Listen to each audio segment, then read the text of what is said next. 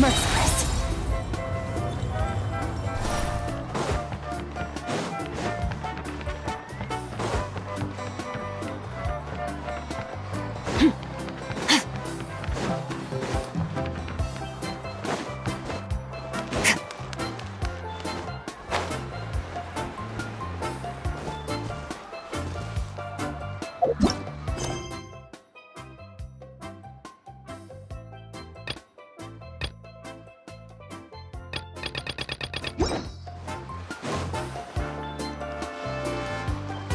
Feels like a whole new Paimon after those 2 days in the hot springs.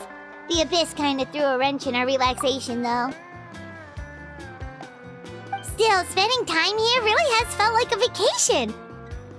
The Kaholosaurs are so nice and so fun to play with. Their bellies are super bouncy. Oh, and Atea's snacks were so delicious. She gave Paimon some for the road just this morning, actually.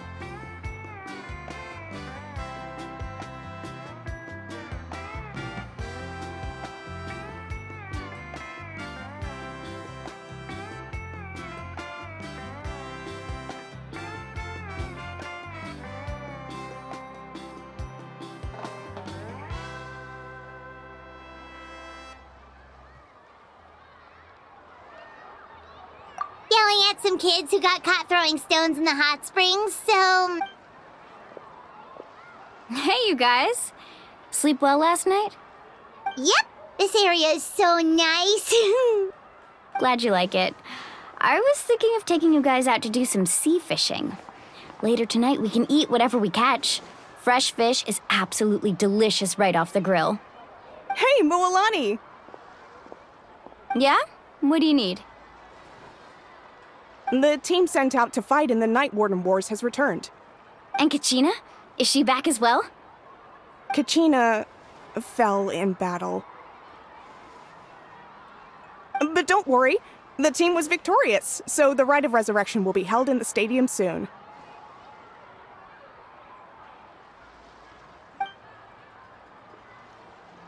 That's a relief. The Abyss is cunning, and it was her first time. Mistakes are bound to happen.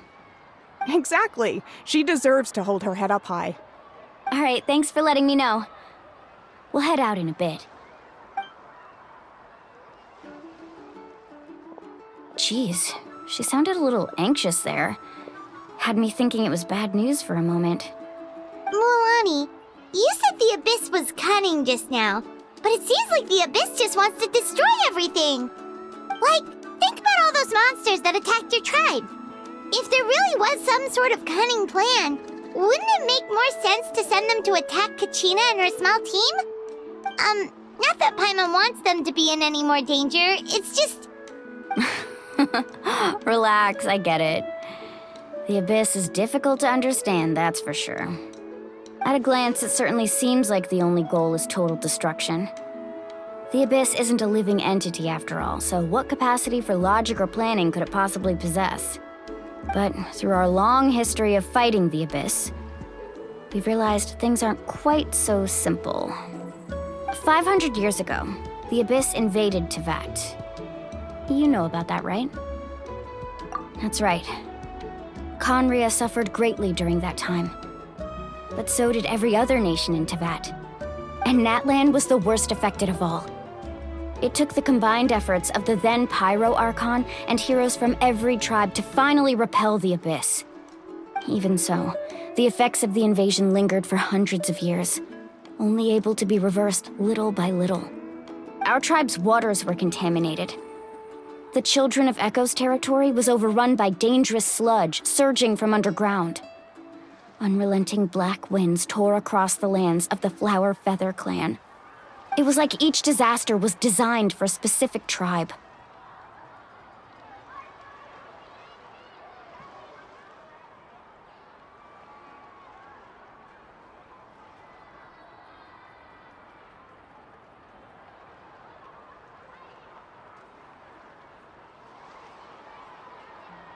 Exactly. We once thought that the Abyss's desire for destruction was a sort of primal instinct, but its methods are, in truth, marked by intelligence. We now believe the Abyss has invaded the Night Kingdom, and has the capacity to read the memories of this land at any given moment. And that's how it became so dangerous and cunning. Almost like it knows you inside and out. Yes, and that's why we've been unable to fully eradicate it, even after all this time. Luckily, the problems left behind by the Abyss have been successfully addressed by the various pyro archons we've had over the years. Now every tribe is prospering and things are looking up. I mean, just look at what we managed to do a few days ago. We totally fought them off.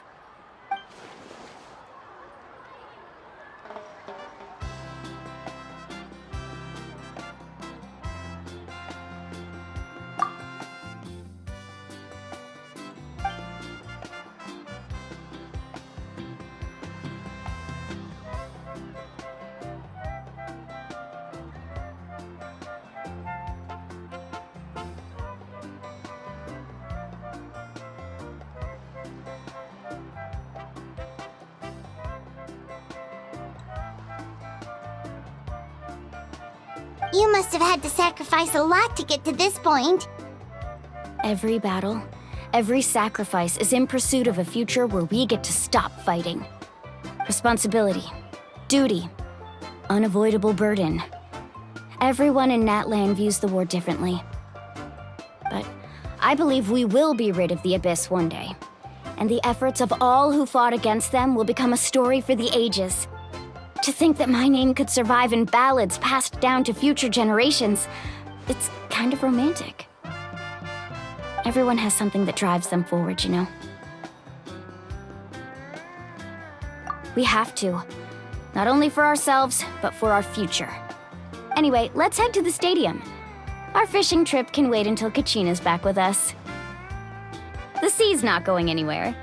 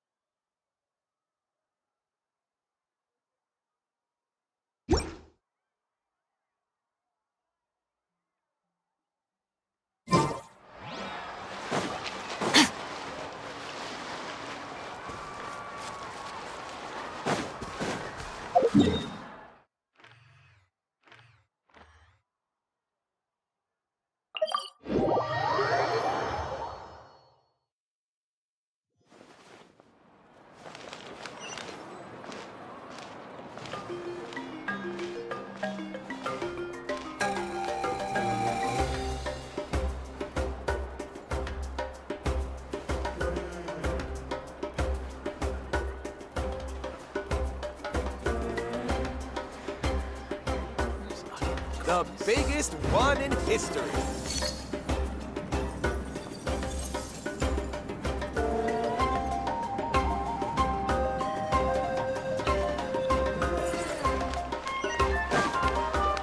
Merciless.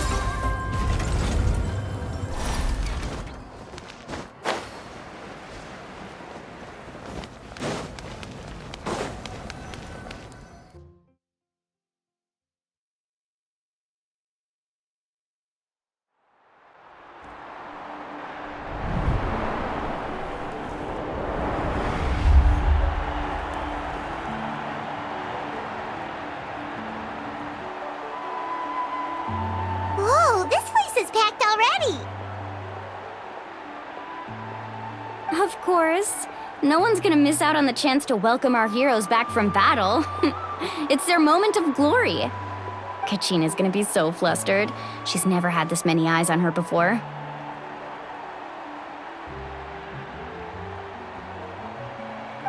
Yeah, she doesn't seem like the kind of person who likes being the center of attention. Looks like I'm just in time. Kanich, you're here! Yeah, a commission ran longer than expected, but I made it. I heard about the incident with your tribe, Mualani. Is everyone alright? Yeah, it's all taken care of. Hey, look! Is it about to start? That's right. Someone will come out and recite a eulogy, and then we'll sing the Ode of Resurrection together. Come on, let's find a spot with a good view. When the singing starts, just follow my lead and you'll be fine. Let's go somewhere higher up so Kachina can spot us.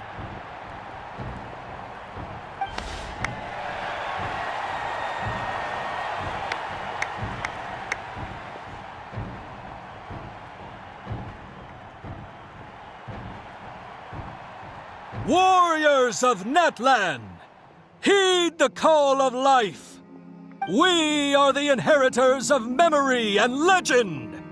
Those who grew alongside sun and wind. Those who forged our own destiny and future.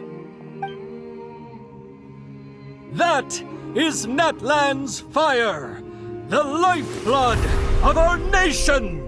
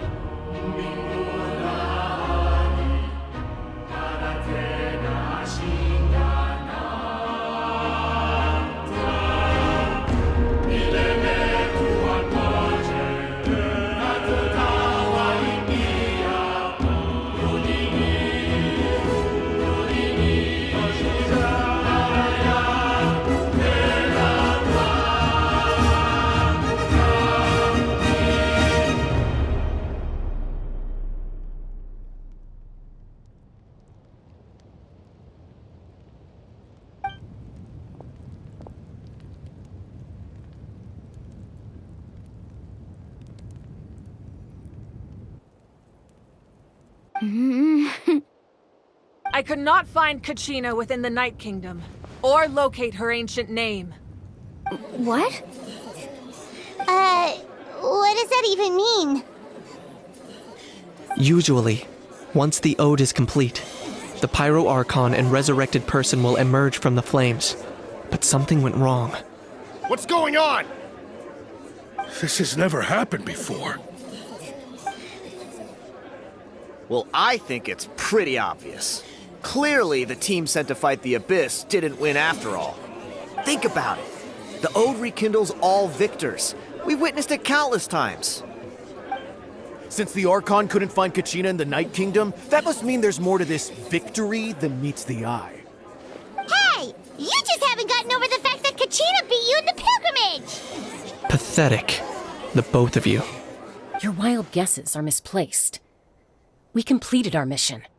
Maybe you did, but who's to say whether that little girl even contributed at all? Maybe she got scared and ran off. Why would the YUB recognize someone like her, even if she was on the winning team? How dare you insult a hero of Natlan like that? Kachina sacrificed herself to repel the Abyss. She doesn't deserve to be subjected to your vile rumors when she's not even here to defend herself. Calm down, Mualani. There's no point in arguing with the likes of them. I can't just sit here and let them slander her like that. To insult a hero of Natlan, the person actually has to be a hero. You... Think about it, everyone.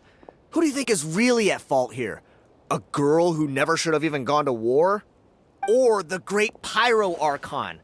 Why would the rules of our nation suddenly stop working? That's true. If she wasn't revived, it must mean she failed to achieve victory.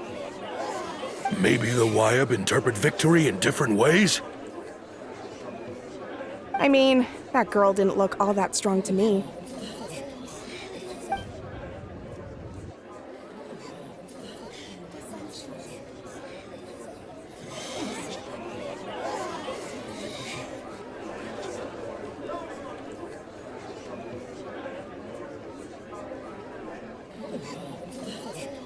Kachina wouldn't have run! That's not like her at all! She's been waiting for this moment for too long. No matter how daunting the situation, no matter how scared she might feel, she's always the first person to stand up and face it head on. We don't even know what happened, so don't you dare try to use this as an excuse to vent your anger or slander her reputation. Fine. We'll find out what happens soon enough. Then, we'll see who truly deserves glory. That's enough. There is no doubt about today's victory, or Kachina's part in it. She is a hero worthy of our admiration and celebration. However, the failure of today's ceremony is undeniable.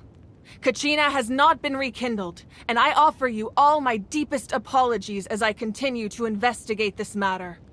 To prevent further casualties, I have decided to suspend the pilgrimage until this matter is resolved. What? No one is all-knowing. No one is infallible, not even myself. But doubt is a means by which we seek the truth, not a weapon we wield against others. I didn't mean it that way, Archon. I just... If there are things you wish to clarify, then ask me directly. Doubt my answer if you wish, but now's your chance. You have concerns? State them. No, of course not. Even though I have said nothing to change your mind, then it would seem the truth never mattered to you at all.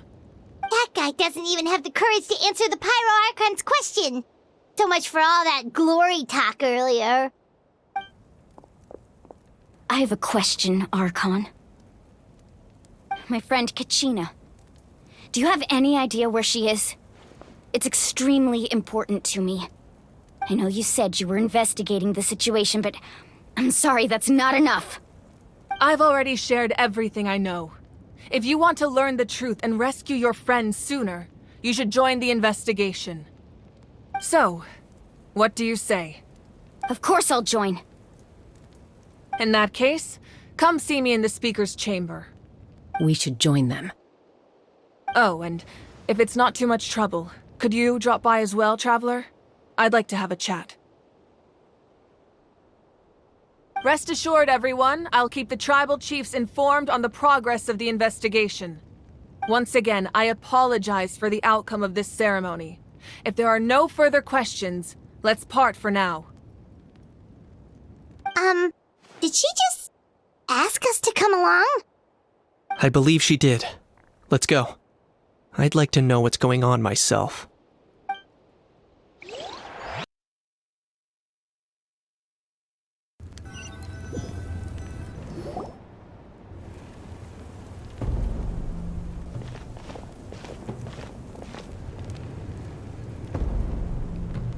The situation is urgent, so I'll get straight to the point. Kachina is undoubtedly a hero of Natlan, and I'm deeply sorry this happened to her. There's been unrest in the Night Kingdom, but I don't know what's causing it. As a result, I've been unable to track down her location.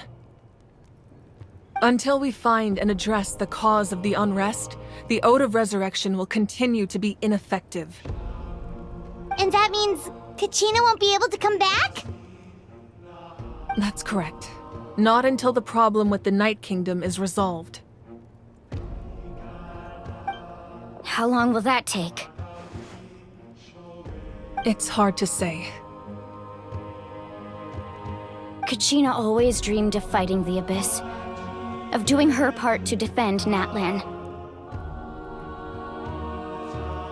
She wasn't afraid of death because she knew, if it came down to it, the Pyro Archon would be there to bring her back to life. Whenever we sat down together, exhausted from training, she would always hum the Ode of Resurrection. She was supposed to come back to us. We were supposed to hug her and celebrate with her and share her joy. We supported her every step of the way, but what are we supposed to do now? Sit peacefully and wait for her return? Lose ourselves in grief over her death? Tell me, are we her friends? Or her murderers? That's not fair, Mualani. It's all right. I understand your rage and your grief, Kachina's life means a great deal to me, Mualani. Believe me, I want to bring her back as soon as possible. I would give you that peace of mind if I could. But please, hear what I have to say so I can at least give you a broader picture of the issue we are now facing. Considering the recent attack on your tribe, I believe the Abyss has found a new means of undermining the rules of our nation. You mean... The Sacred Flame. The foundation of our resistance against the Abyss. If we continue to hold the pilgrimage and send teams to fight the Abyss, there will likely be more casualties. But if we stop altogether, the Sacred Flame will only grow weaker.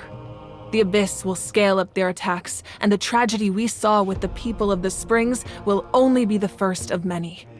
If we compare the two choices, the former seems to be the lesser of two evils. Sorry, I know that may sound harsh, but I bear the name Malipo. Weighing the costs is my duty. The raw truth can be cruel, but we need to understand it if we want to approach this rationally. But what would you say, Mualani? This is personal for you, and unlike Kanich, I dare say it's not a simple case of weighing up which course of action is less painful, is it? No. I can't choose between them, and I don't want to. Saying that one is preferable over the other is disrespectful to the people who suffered. You're saying it doesn't matter whether I suspend the pilgrimage. The consequences will be equally painful. Yes. What happened to Kachina breaks my heart. But I couldn't bring myself to sacrifice other people for her sake. And that is the crux of the problem. It's not simply a matter of choosing the lesser of two evils. Either way, there will be people who suffer. And the end result will be the same. Belief in the pilgrimage will waver. Once doubt has crept in, the people will no longer unite in battle against the Abyss. And that is exactly what the Abyss wants. Their ultimate goal isn't to break the rules that make the Ode of Resurrection work. It's to destroy the people's faith in them.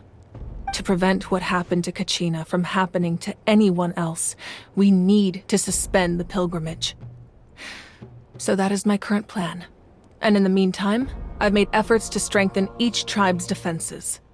Then, we have to find another way of strengthening the Sacred Flame to keep the Abyss at bay. This won't be easy. I'll need time to figure out the best approach. I understand your anger, Mualani, but I hope that provided some clarity at least. Wow. Hyman thought things were gonna get heated for a second, but the Pyro Archon took the time to explain everything so patiently. I owe you an apology, Archon. I let myself get carried away earlier, and I'm sorry. You're right. We need to focus on finding solutions. We could always hold the pilgrimage without sending a team to fight in the Night Warden Wars. That way, we would still be able to fuel the Sacred Flame. I've considered that, but the two events have nearly always been linked. Without the chance to fight the Abyss, pilgrimage rankings lose their prestige, and competitor numbers will drop. With fewer participants, the amount of contending fire produced will decrease, and the vicious cycle will continue indefinitely. So, essentially, the Abyss is taking Kachina hostage.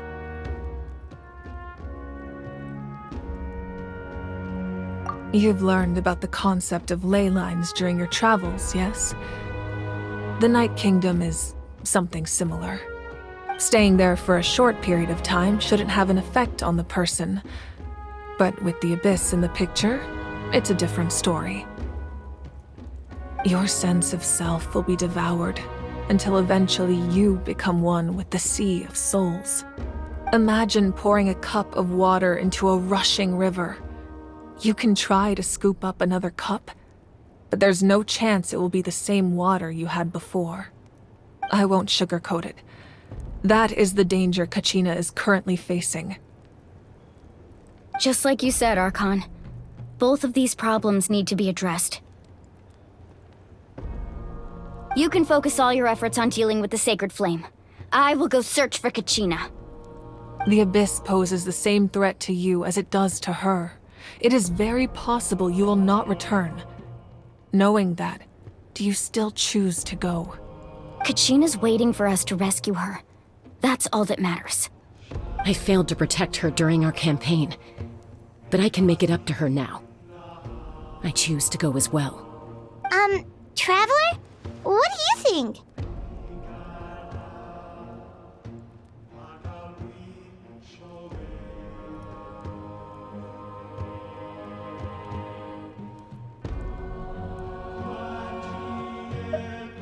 Understood. Then I'll support you in any way I can.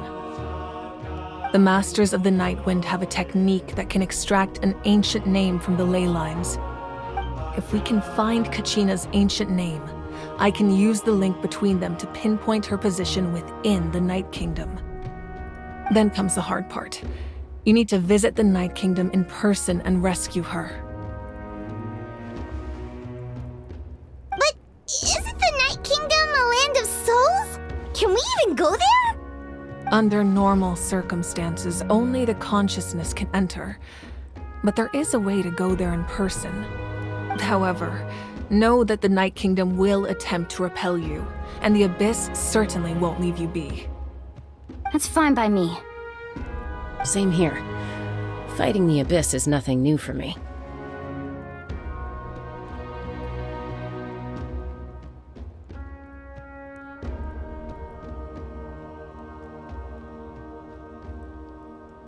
So, Paimon's the only one who's scared? Well, if he's going, Paimon's going too. Lali of the Masters of the Nightwind once created an artifact that can be used to communicate with the Wyab. We call it the Spirit Speaker Stone. It was originally used as a ceremonial artifact wielded by the tribal chiefs, but that spiritual quality also means it can be used to search for an ancient name. That was the artifact I delivered to the Scions of the Canopy a few days ago. Didn't think I'd be hearing about it again so soon. Thank you so much for your help, everyone. Your thanks are unnecessary. I will offer you whatever aid I can, but your fellowship and courage are what will truly decide the success of this operation. Besides, you're the ones helping me. I can only focus on one thing at a time, after all.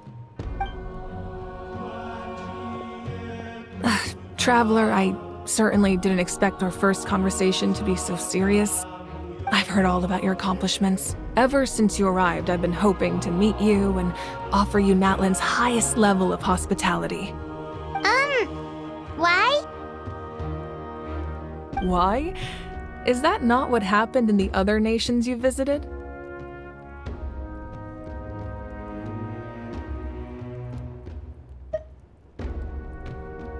Yeah, things were pretty complicated at the start. And, in the middle. But our reputation's solid nowadays. That's more like it. After all, I've heard you're someone who transcends fate.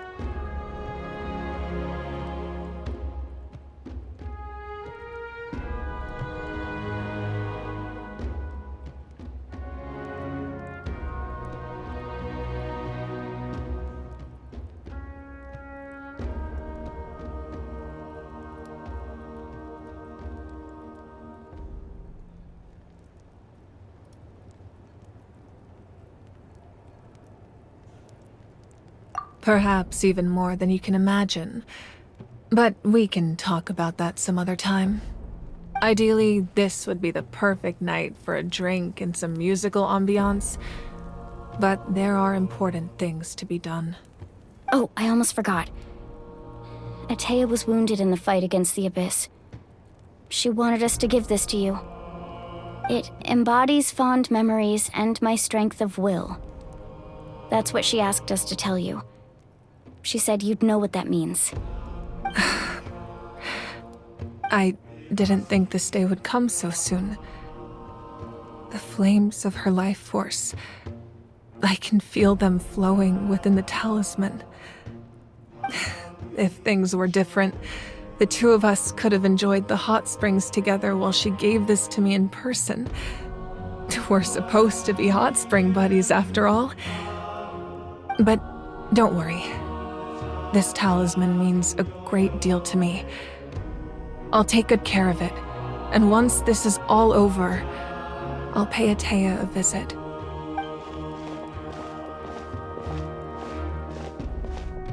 You said you didn't want to jeopardize the production of contending fire, but that's not at all why you decided to suspend the pilgrimage, is it?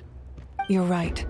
Even now, the production of contending fire is far from sufficient. The gradual corrosion caused by the abyss has resulted in a massive shortage of pyro energy, and we're currently at the breaking point. As things stand, the pilgrimage is a lost cause. Suspending it allows us to save our strength to defend the tribes. The abyss has brought catastrophe to Natlan, and Kachina's disappearance in the Night Kingdom is a direct consequence of that. We can't let the general public know that. No. If the public learned that Natlan's destruction was close at hand, there would be immense panic. But if I said nothing at all, they would have continued to question the integrity of Natlan's heroes. Another simple choice. The latter was clearly the better solution, but you chose otherwise. I have never subscribed to the belief that the right choice is the one with the fewest sacrifices. Let's go. There's still a way for the sacred flame to last a little longer. You mean? Yes. Come with me.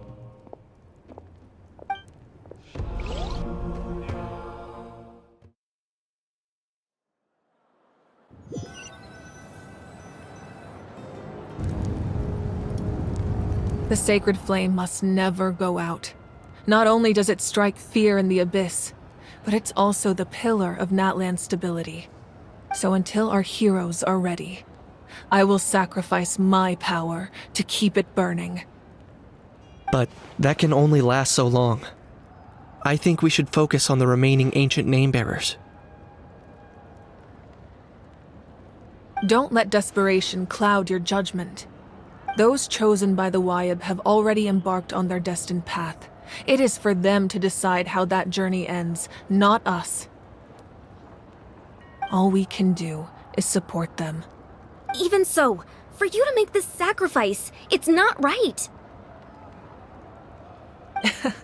If not me, then who? No other is capable of sustaining the sacred flame. I possess great strength, but I'm not above my people. This is part of my duty.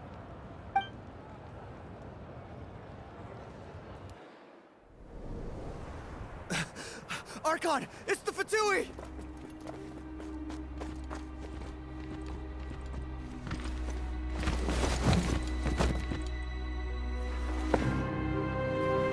The Archon of Natlan.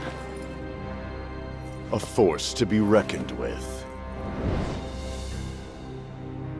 The secret of the ley lines is no secret to me. Long have they been destined for ruin. And since the oath made 5 centuries ago remains unfulfilled, what use is the Gnosis in your hands? I don't know what you mean. But it sounds like this is about more than the Tsaritsa. In times of crisis, someone must pick up the mantle of salvation. Your plan has reached an impasse, and now it falls to me to create new rules for Natlan. But before the dawn of a new age, the old must be destroyed.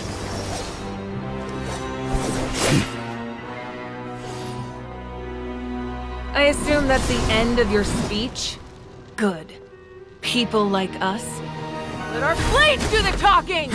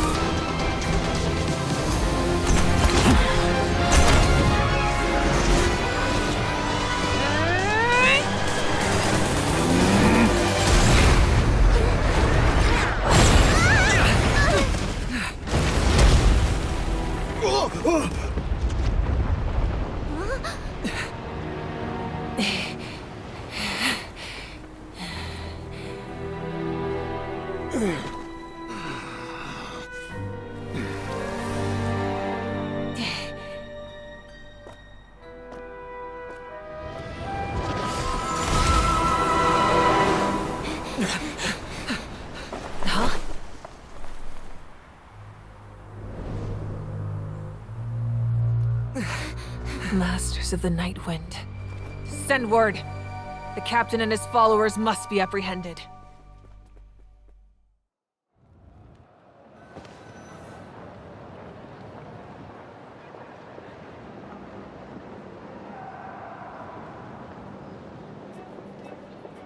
Are you alright, Archon? He was a formidable opponent. Exactly what I would expect from the first of the Fatui Harbingers.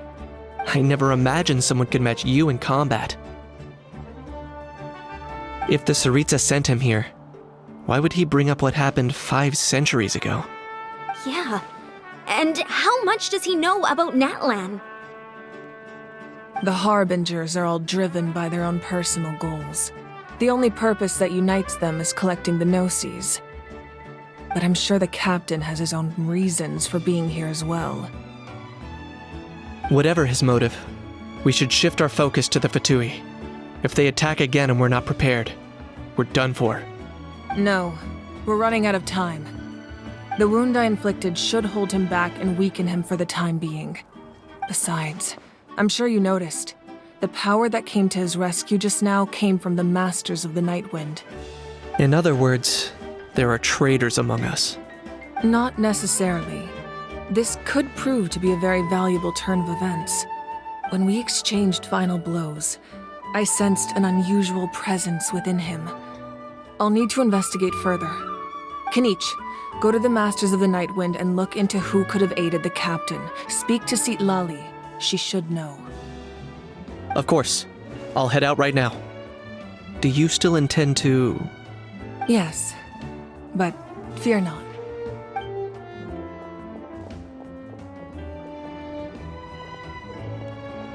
Natlan's strength has never rested solely in its Archon.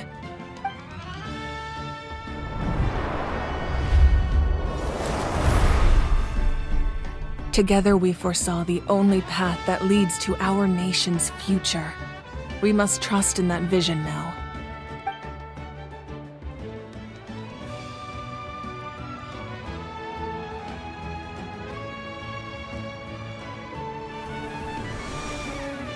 Is everything okay, Archon?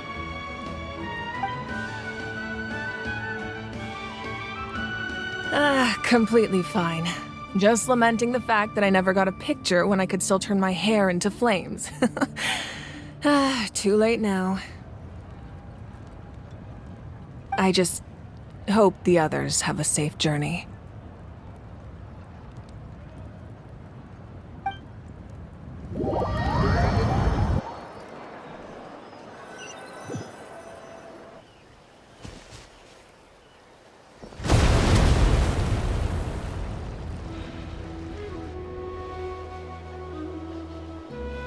What's happening at the stadium? Did something explode? It feels like the Archon unleashed her power. She must be fighting a formidable opponent. Should we go back and check what's going on? Have faith in the Archon. She wouldn't lose in a one-on-one confrontation. Once we find Kachina's ancient name, we'll head right back. Okay, let's just keep climbing. Emon really hopes nothing goes wrong.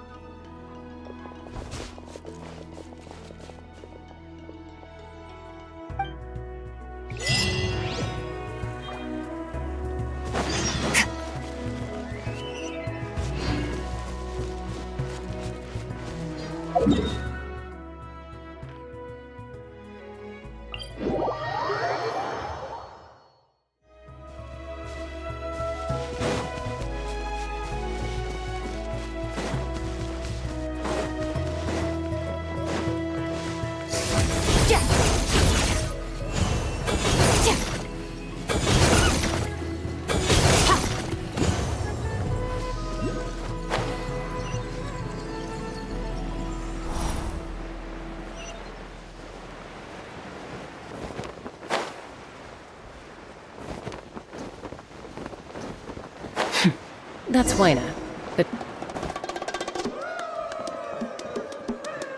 Chaska. nice to see you again, Wyna. I'm afraid we don't have time for pleasantries, so I'll get right to it. We're here for the Spirit Speaker Stone. Whoa, hold on a second. At least tell me why you need it first. My friend Kachina is trapped within the Night Kingdom. We need the stone to find her ancient name and rescue her. Rescue her? From the Night Kingdom? That's right. I'm sorry, but someone needs to tell you what you don't want to hear. Going there, a mature warrior would never make such a foolish decision.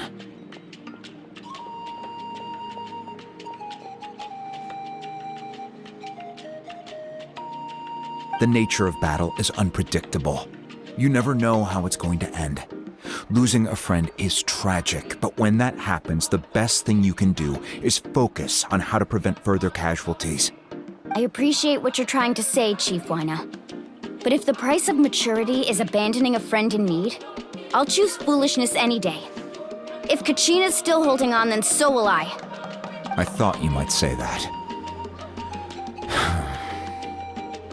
Is something wrong, Wyna? This doesn't seem like you. Life isn't complete without taking risks. That's always been your mantra. It's nothing. The Night Kingdom is a dangerous place. Can't blame me for checking if you were up to the task. If you're that determined, far be it from me to stop you. Here's the stone.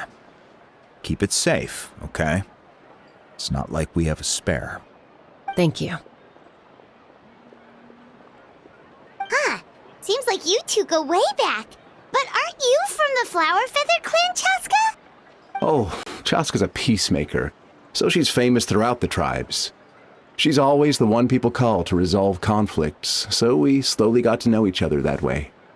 Her younger sister Quichi's always hanging around our tribe, too. She's helped us out a lot in the past. Oh, you have a younger sister? Yes, I'll introduce you to her sometime. But let's get back to business. Wyna, how do we use the stone? As you probably know, your intended destination is completely different from the real world. The Night Kingdom is like a river flowing with concepts, and the ancient name you seek is like a tiny fish swimming downstream. In that sense, the stone is like a fishing boat drifting down the river, but the boat alone isn't enough. You need a fisherman experienced enough to steer it in the right direction. We couldn't do that ourselves? With a little practice, I'm sure you could. You have the strength and the talent. If you want to make sure this works, though, I could recommend someone to you. Who? Vichama, a legendary warrior and scout from our tribe. He's got a keen eye and a well-honed intuition. Even his ancient name means to seek. If you're fishing for a name, you're gonna want him on the boat. Vichama? Why does that name sound familiar? He's one of Auntie Atea's hot spring buddies. I've heard stories about him. Where can we find him? Ever since Malco passed, he spends most of his time gazing out at the scenery from the cliff tops. Follow the path that way, and I'm sure you'll find him. Thank you. We'll go look for him there. Good luck. I hope everything goes well.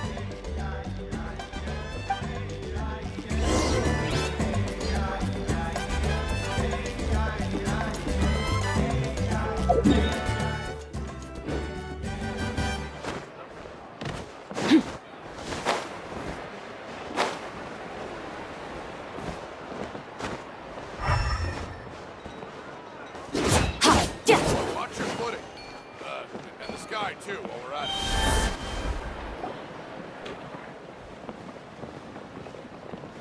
Someone admiring the scenery from the cliff tops.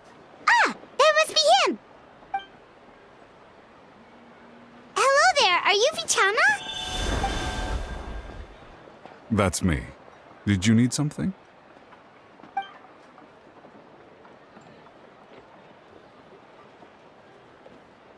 What? You're saying you can bring someone back from the Night Kingdom? How is that even possible? No, If you really think about it, anything's possible in that kind of place. But that would mean... Are you okay? You don't look so good. Everything's fine. I'll help you, but I do have a small request. After I help you find Kachina's ancient name, I want to use the stone to look for my friends as well. Your friend? Oh, why not mention someone named Malco? Is that who you're talking about? Yes, but I'd rather not get into it if it's all the same to you. That's not a problem. We agree to your request. Yeah. Since you're helping us find Kachina's ancient name, it's only right that we return the favor. Then we're agreed. Can I have a look at the stone?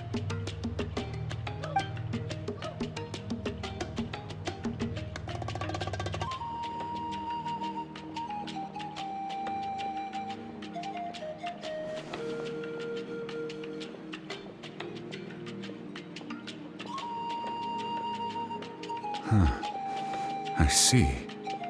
From what I can tell, it functions almost like an abyssal pylon. Both connect the Night Kingdom to the living world. Once the connection is established, the abyss will come surging through the opening like a predator honing in on the scent of blood. So we have to be sure not to use it in a tribal settlement. Wow, you got all that just from looking at it? I just picked up on the basics, really. I still have no idea why it works. You said someone named Sitlali invented this. They must be a genius. I'll go find an open area and start setting things up. In the meantime, I need you to get 2 things for me. We'll go right away. What do you need?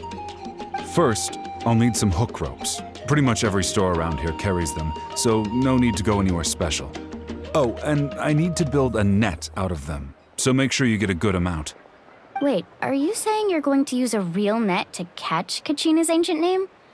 How does that work when one's tangible and one's not? By creating something tangible in our world, like a net, we can create a connection to a corresponding concept in the Night Kingdom.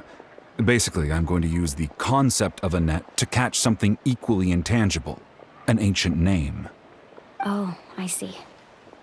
What about the second thing you needed? Right. I need 2 chunks of obsidian. Once we bring the ancient names into our world, we'll need a place to store them.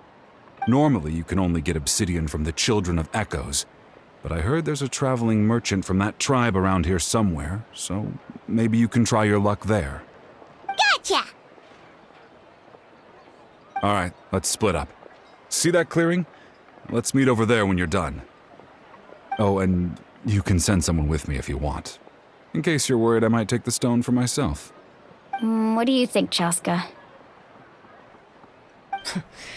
There's no need. Lena spoke highly of you.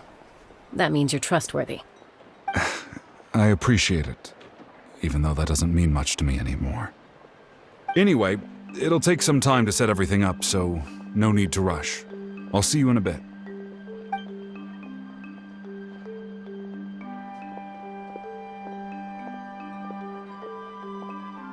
What an odd guy. He seems so defeated, but also really invested in the stone at the same time. I don't have any more insight than you, Paimon. Let's just focus on the preparations for now. Hang on, Kachina. We're coming for you.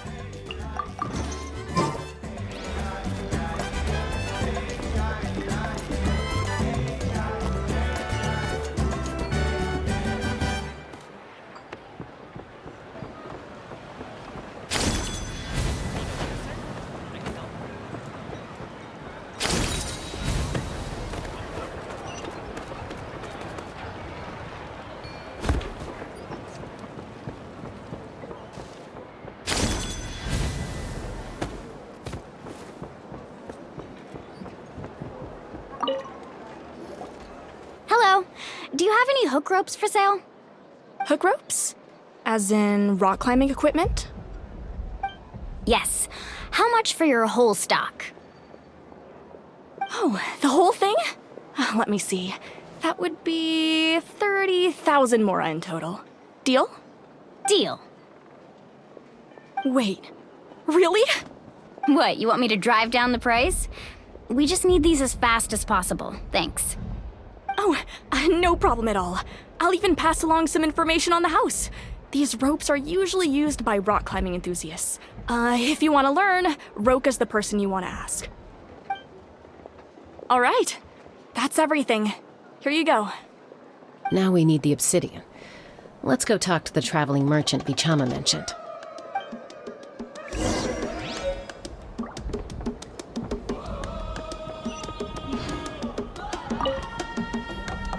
Excuse me, do you sell obsidian? Why, yes. I've got a chunk for sale right over there. Perfect. Is that the only one, though? We actually need two. That might be tough. Tell you what, I'll take a look through these boxes over here and we'll see what we can find. Thank you so much. We'll wait here.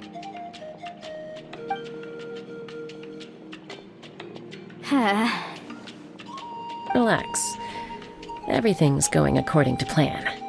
I know, it's just... I could tell Vichama feels the same way about his friend that I do about Kachina. I hope this chunk of obsidian isn't the only one. Kachina always carries all sorts of shiny stones with her. If I was the one trapped in the Night Kingdom, she'd have a whole pile of obsidian ready in a heartbeat. Well, would you look at that? I did bring an extra. Here you go, young lady. How does it look? Perfect! Thank you. How much do I owe you? If you hadn't shown up, these stones would have just sat here collecting dust. I'll take 3,000 mora for both. Here you go. By the way, I heard you mention Vichama just now. You running an errand for him, then? How's he doing? Malco's been gone for 5 years now. It's about time he started to move forward. Do you know what happened between them? I heard about it in passing while I was out drinking one night, but I don't know all the details. Vichama and Malco grew up together, and even made a name for themselves together. Malco was an amazing fighter, capable of knocking out multiple opponents in a single hit, while Vichama excelled at scouting and analyzing the battlefield. The two made an excellent team, and managed to beat back the Abyss several times. 5 years ago, they both emerged triumphant in the pilgrimage, and were placed on the same team to fight the Abyss.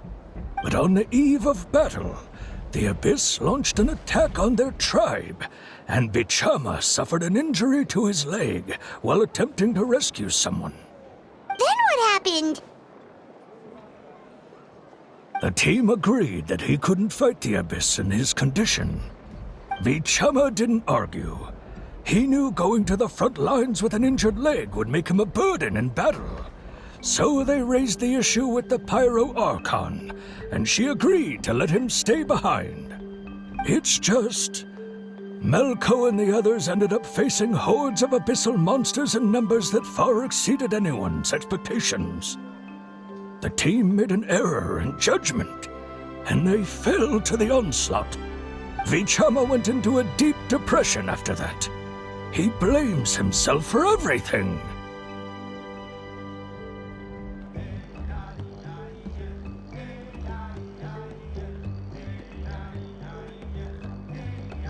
Oh, you're not wrong. But it's possible he chooses to blame himself. Not because he did something wrong, but because he wasn't able to do anything at all. I've tried convincing him to move forward, to stop dwelling on the past.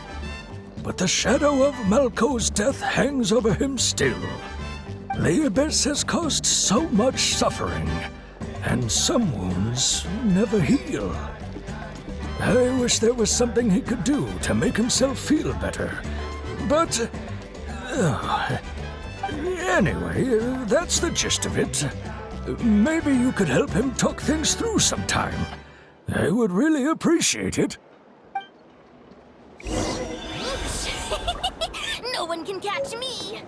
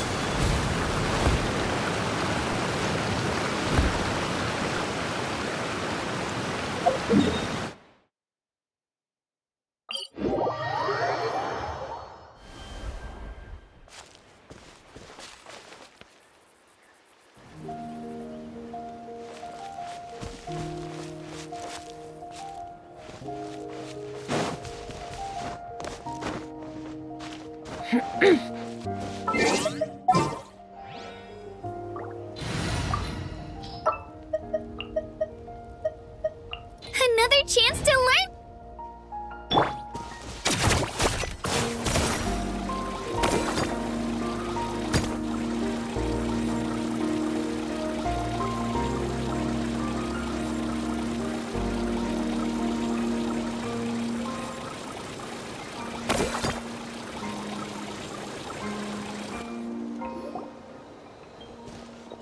Did you get everything? Yep, it's all here. When do we start? I've made all the necessary adjustments, so we're good to go. As agreed, I'll help you find Kachina's ancient name, and then you return the favor.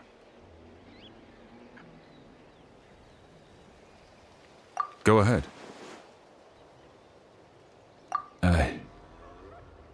Yes. After Malco fell, I scoured the battlefield to see what happened. It turned out he wasn't bested by some impossibly powerful foe. He was dragged to his grave by the sheer number of enemies. If I had been there, I would have been able to sense the danger. I could have warned them not to advance. I've always blamed myself for what happened. But when you told me about Kachina, I realized there's a chance Malco might also be alive, fighting for survival in the Night Kingdom. But that happened several years ago, right? The Pyro Archon said all life within the Night Kingdom eventually becomes one with the Sea of Souls. There might not be much hope, but I still have to try. Malco and I promised each other, even if we never managed to root out the Abyss for good, we would fight together until the end. All right, let's get to it. I'll start searching for the conceptualized version of Kachina's ancient name. If you see any fragments scattered around the area, please collect them.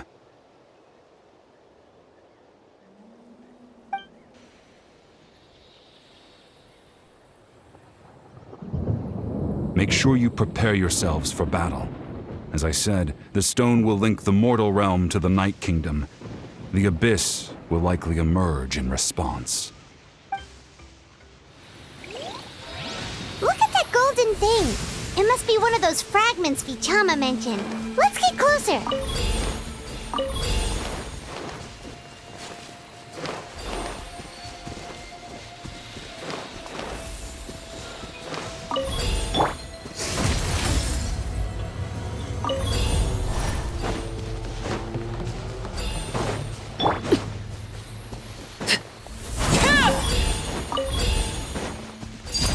Laid bare.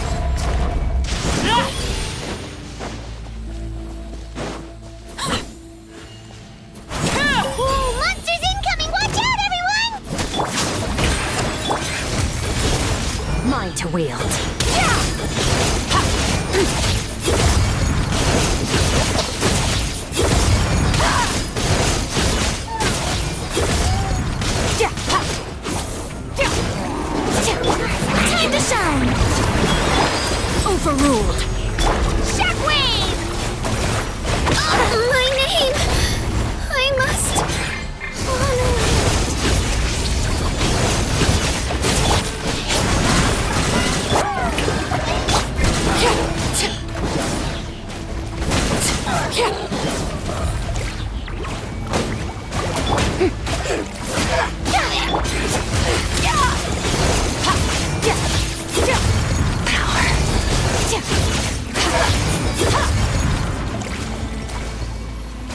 How much longer, Vichama? Not long! We're getting close!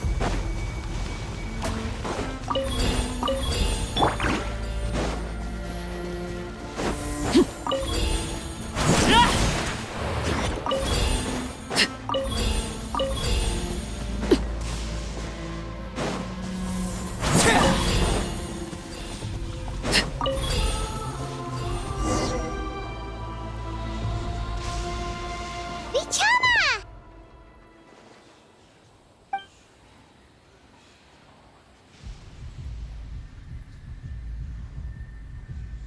Quick! Take it!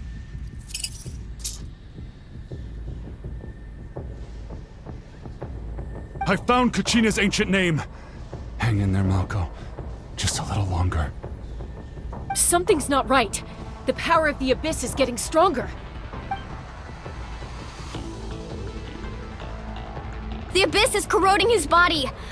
Vichama, you can't keep going. You'll die. I should have died 5 years ago. I just need a little more time. Please, I'm almost there. Thank you.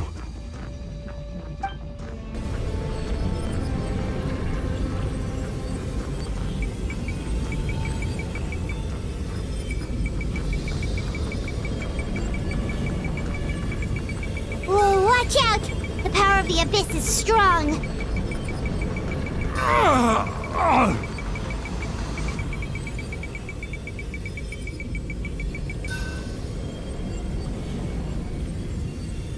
This power. Hanging in there? Malco. No! Why can't I find him? Why? We can't wait any longer. Pull him away from the stone, Mualani. I already tried, but the power of the Abyss has him in a chokehold. It's like he's tied to the stone with an invisible rope. In that case, we have no choice. I'm sorry, St. Molly. Get back! Chaska, wait!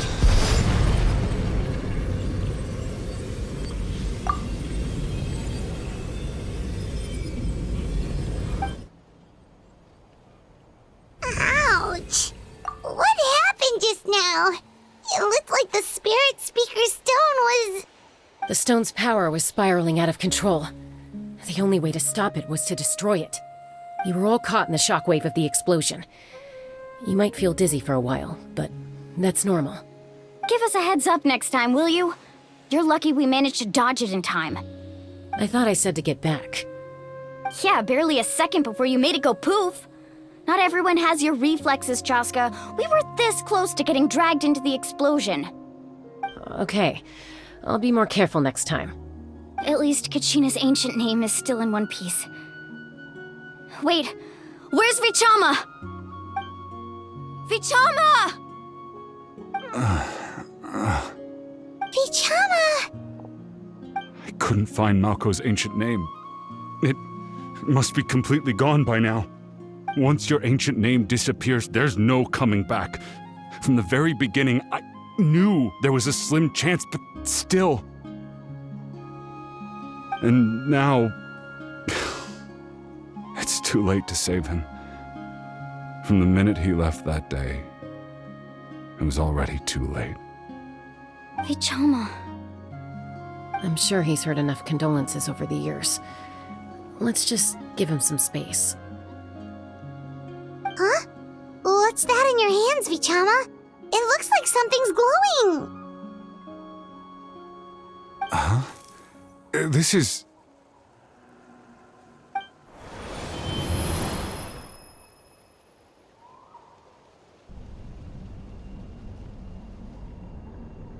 Hey, Malco.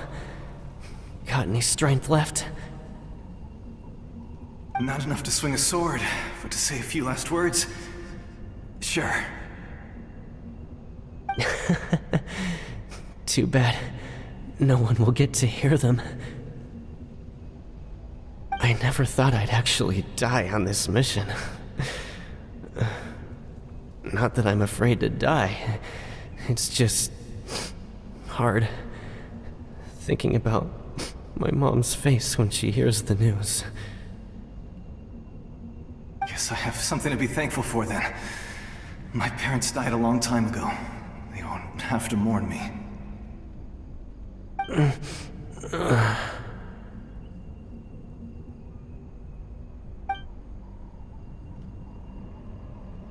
Pisak! Always had to beat me at everything, didn't you? Right to the end, you were never one for goodbyes. Maybe you're right. Maybe no one will get to hear our last words. But just in case... Vichama, I'm so glad you didn't come with us. Don't be sad. Just keep on living. For the both of us.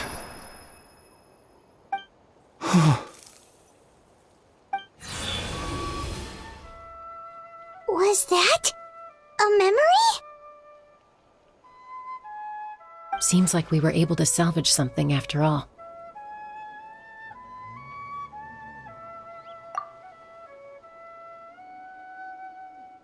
Of course. Seeing him, hearing his voice again, it makes me unbelievably happy. But it also brings with it an even deeper pain. A deeper pain? Why?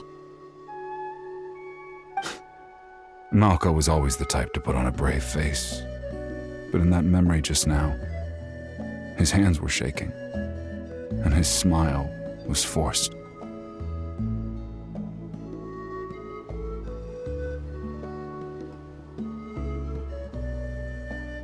For all these years, I regretted not being able to fight alongside him to the end.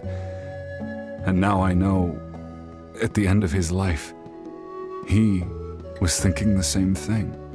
Vichama. I'm fine. Actually, I heard Chief Wyna wasn't really on board with your plan to go to the Night Kingdom. When you asked for my help, I hesitated too. I knew helping you find your friend's ancient name meant leading you one step closer to danger. But I also understood why you had to try. Everyone has regrets in life, but not everyone gets the chance to make up for them.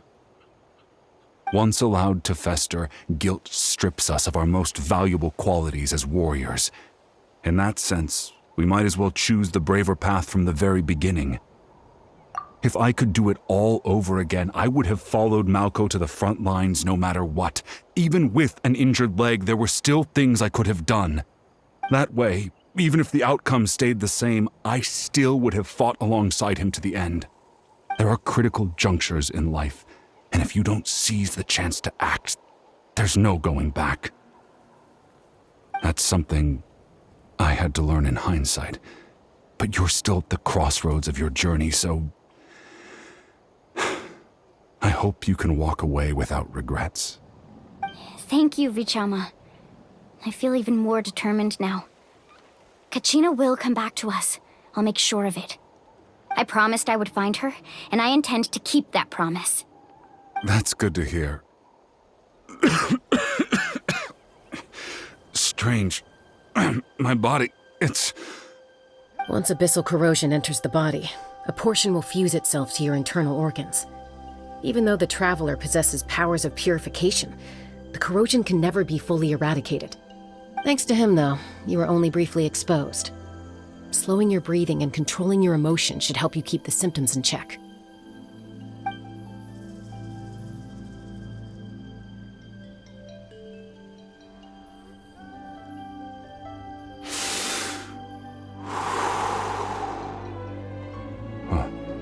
That does make me feel better.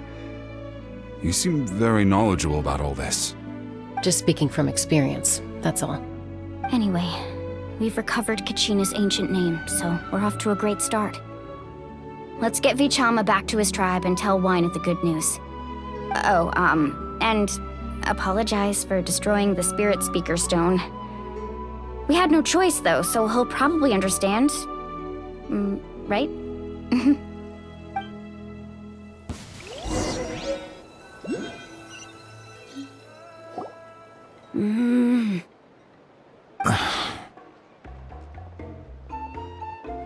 Koichi, are you really gonna just stand there like that? I don't know what you want from me. I think you know exactly what I'm trying to say, Uncle Wina. I can hear it in your voice. Honestly, it's just one thing after another with you two. They're back. Koichi? What are you doing here?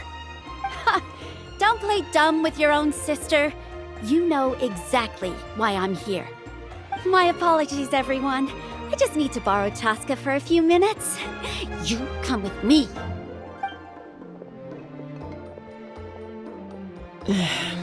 I'll be just a moment. Who is that? Koichi, Chaska's younger sister. Although the two aren't actually related by blood, it's kind of a long story. It's not really my story to tell, but I guess it's not a secret. You see, Chaska was actually raised by cuckoo sores. She was afflicted with a rare disease when she was a child, and abandoned in the wild as a result. The Abyss found her out there, all on her own, and tried to devour her. But in the end, all that did was trigger her will to live. That strength of will pushed her to survive. But it also planted a seed of conflict within her. Eventually, she was adopted. Wherever they went, she followed, getting into fights right and left. For some reason, Paimon can totally imagine that. Well, when Chaska finally returned to human society, it was Koichi's parents who adopted her. At the time, Chaska still had a habit of getting into fights, so Koichi was always taking her around, apologizing to everyone. Ah, I remember those days. One of those fights was definitely with me. But, you know, kids. You're fighting one minute and your friend's the next. Eventually, she found a way to rein in that desire to fight. And now she's who people call to resolve conflicts. She's known as the Peacemaker. It sounds like she still argues with Koichi, though. Don't siblings usually stop fighting when they get older? That's partly my fault. Koichi asked me to stop Chaska from doing anything dangerous, but you probably know by now, once Chaska makes up her mind, there's no changing it. Oh, I get it. No wonder you tried to talk us out of going to the Night Kingdom. Chaska even said that wasn't like you. I'm all for your adventure. You need to take risks when you're young, because by the time you're my age, you couldn't attempt something like that even if you wanted to. Better try now than live with regrets later. That's what I say. Still, I can understand where Koichi's coming from. In the end, nobody wants to sit back and let a loved one put their life on the line.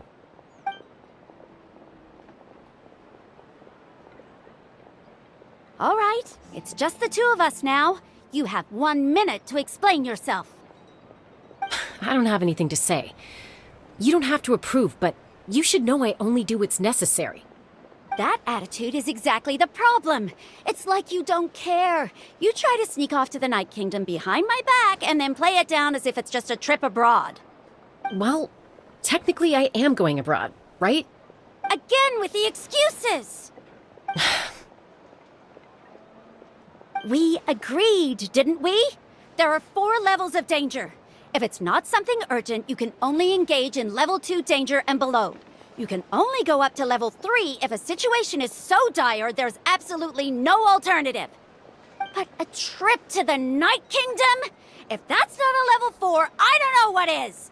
And you were just going to sneak into the place without saying anything. What do you mean, sneak into the place? I always planned on walking in there with my head held high. You bought off Uncle Wina, didn't you? He promised me he'd stop you from doing anything dangerous. Oh, it's like he didn't even try. You feel like he went back on his word. What if I told you my mind was made up, and there was nothing he could have done? Not even by force. Oh, I knew it! So he did try to say something, but you didn't listen. This is important. If you were in my shoes, you'd make the same decision. You don't know that? I'm a doctor, and I handle logistics. If you're going to waltz into a dangerous situation where you could lose control at any moment, it's my duty to say something. All right, whatever. Anything else? What do you mean, anything else?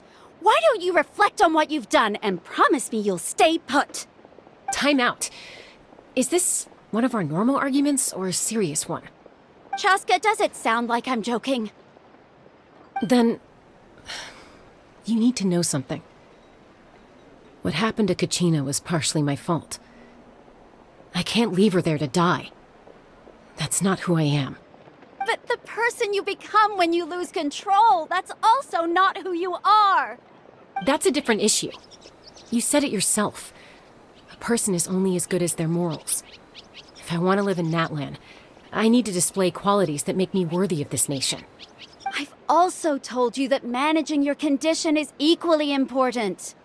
Sometimes you have to make sacrifices. All right, let's stop this here. If we keep going, I might actually have to get serious. And I think Waina prefers his roof attached to his house. Is that a threat? That sounds like a threat to me. Koichi! Younger sisters are supposed to listen to their elders. So, you're really going to go, no matter what I say? I'm supposed to be your sister. Then support me. I'll be back. All you have to do is wait. Chaska. So, that's it. Why'd you have to turn out to be so darn annoying?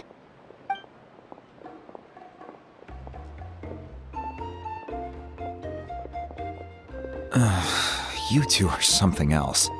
Something you wanted to say?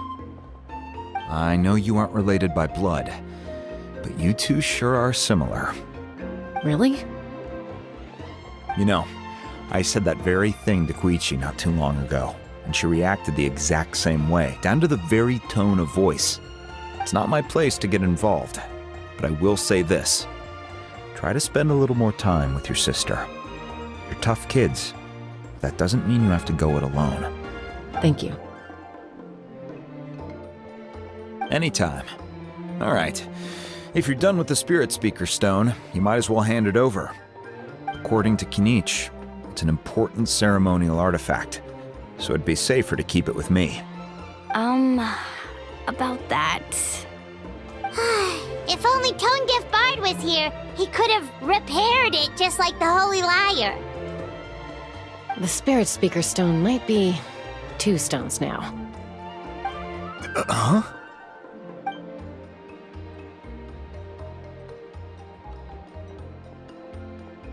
I see. Sounds like it was an urgent situation. If someone's life was on the line, then you had no choice. Still, Citlali's going to be a nightmare to deal with now that you've broken her stuff. I'll explain everything to her later. Stay safe out there in the Night Kingdom, okay? I'll wait here for your safe return.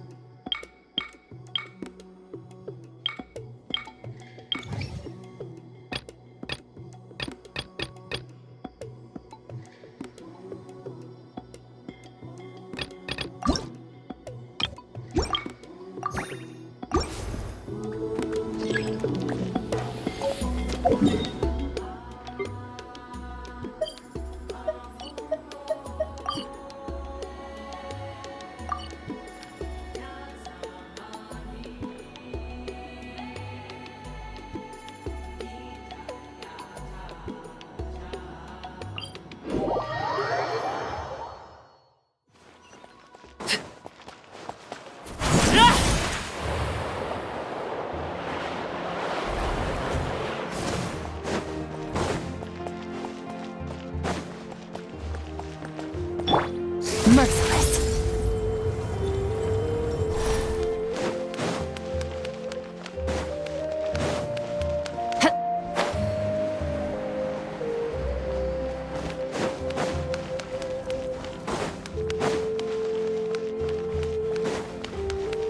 Fearless.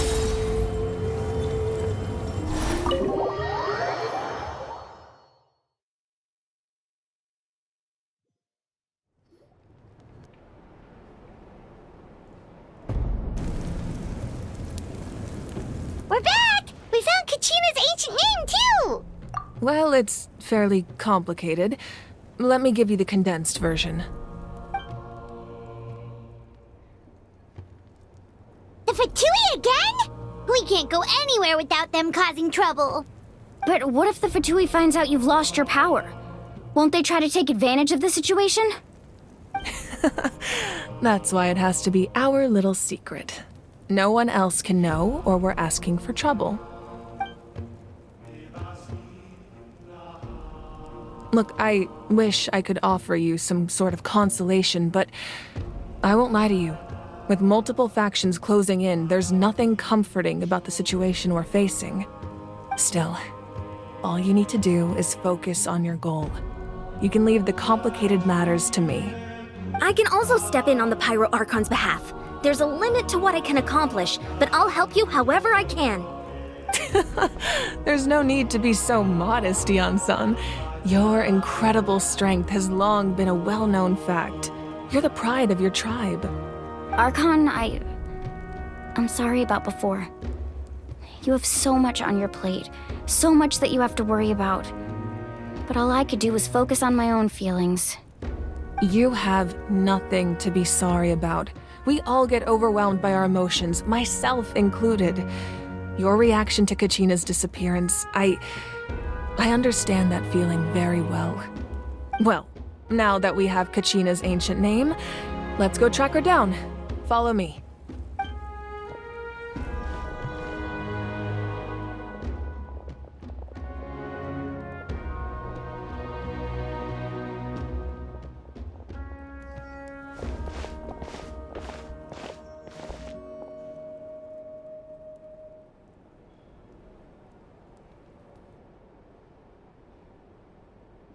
What is this place? Hey, isn't that Atea's talisman? Good eye. This is where I store all the various mementos I've collected. Whoa. I've never seen this place before. There's so many things in here. It looks like there are items from every tribe. Collecting them must have taken a lot of effort. I suppose you could think of it as a hobby of sorts. In Natlan, everyone grows up listening to the stories of heroes, and physical items do a far better job of preserving those stories than our own memory. Now, I still have some preparations to make for the ceremony, so feel free to take a look around in the meantime. If you're curious about an item, I'm more than willing to tell you about its origins. All right, we'll have a look.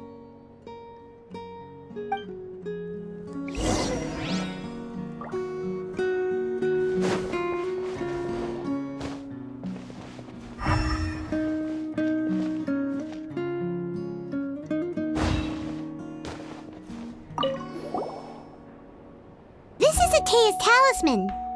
I'm sure you're familiar with this one already. Atea was rarely ever without it. The talisman brought her a lot of luck in battle.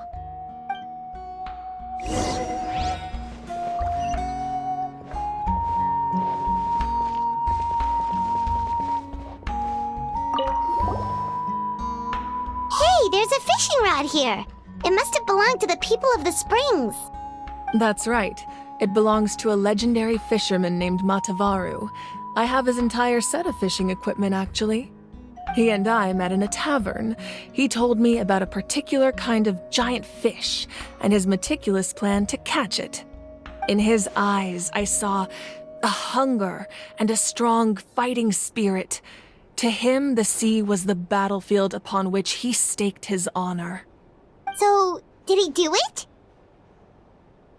The next time I saw him, he was covered in scars. It turned out the fish he sought had been corroded by the abyss.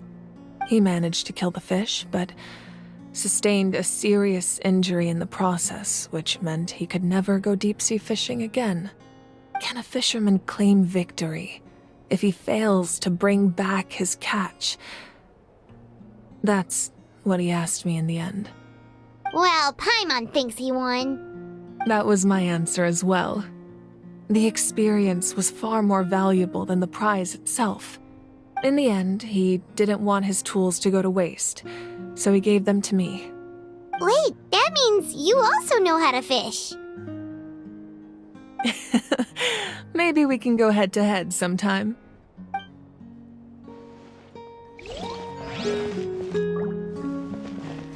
This flower looks like it's thriving. You must be good at taking care of plants, Archon. This fishing basket looks familiar.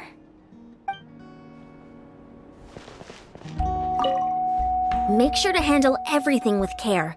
This cup, for example, it's heavier than it looks.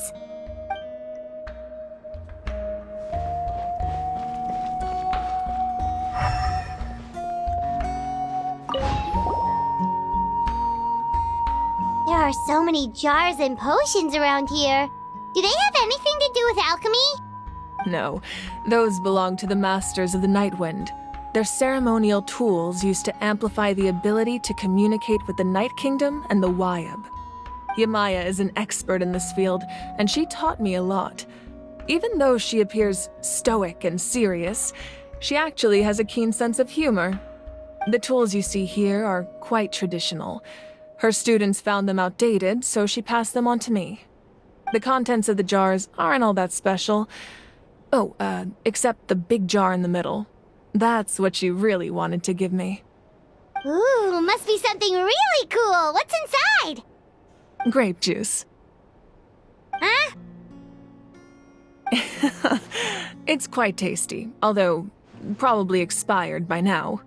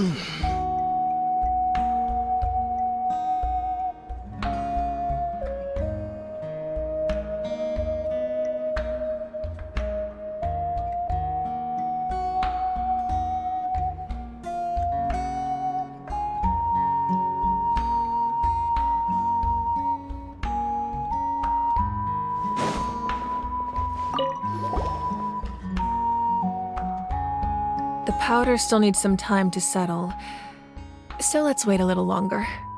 Well, what do you think of my collection? Do you feel like you have a better understanding of Natlan's culture now? Yeah! If each item represents a different story, seems like Natlan's really been through a lot. Does every item hold a special memory, just like Atea's talisman? That's right. The items in my collection actually serve a similar purpose to the ancient names passed down among the tribes. They demonstrate the true shape of time. The shape of time? Most people perceive time as a linear concept, almost like a straight line that can only move forward. We cannot change the past or predict the future. But there's also a different theory, one that I believe to be closer to the truth. Namely, that the past, present, and future all exist at once. At once? Paimon's not sure she understands. Let's say your journey ended right now. Thinking back on your experience in each nation, which one would you say was the most important? Exactly. Even at the end of your journey, the things you experienced along the way don't cease to exist. They become part of who you are. Take out a portion of that journey, and you would likely make very different decisions, and eventually arrive at a very different destination. The future is the same way. It exists even though it has yet to come to pass. We just lack the means to perceive it. Of course, there are those with the power to foresee the future. They simply call it by a different name. Fate. You're quite familiar with that concept, I would imagine. That does kinda make sense. The future hasn't happened, but already exists. Humanity excels at living in the present, but too often we forget the past and neglect the future. While the pilgrimage and the Night Warden Wars lead us to a better future. Only by uniting the people of Natlan across countless eras can we fight back against an enemy as formidable as the Abyss. To come up with such a set of rules, the first Pyro Archon must have possessed a level of insight I can only imagine. That's correct. At first, he was a mortal man with no special power. After he ascended to the divine throne, he used it to borrow power from the heavens and establish the rules of Natlan, namely a framework through which ordinary people can ascend to Archonhood. By holding the pilgrimage, we're able to determine the strongest among us, and when that person ascends to the divine throne, their inner flame will awaken. In addition, the sacred flame will grant them significant knowledge and memory of this land. After all, that's how I came to know everything I just told you. So, it all comes down to the power of the divine throne and the rules. Wait, is that a family portrait?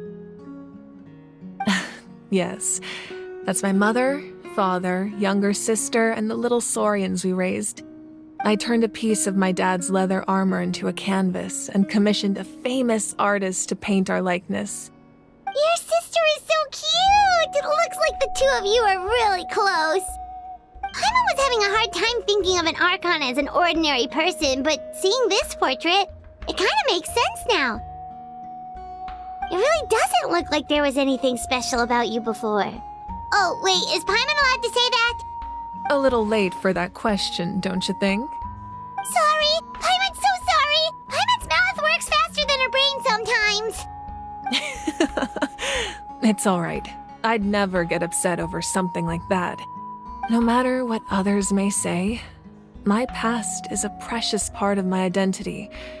I'm forever proud of the life I used to lead. Becoming the Archon doesn't mean you sever ties with your family. The position just comes with a lot of responsibilities, so it impacts how often you get to see them. My father made the most delicious stew, so my sister would often bring me a large pot of his cooking, and he would sit on a blanket and eat it together. One time, we didn't close the door securely, and the saurians we were raising ran into the room and knocked over the entire pot. My sister immediately burst into tears. The two troublemakers were going for the meat, but when they saw my sister's distress, they froze on the spot.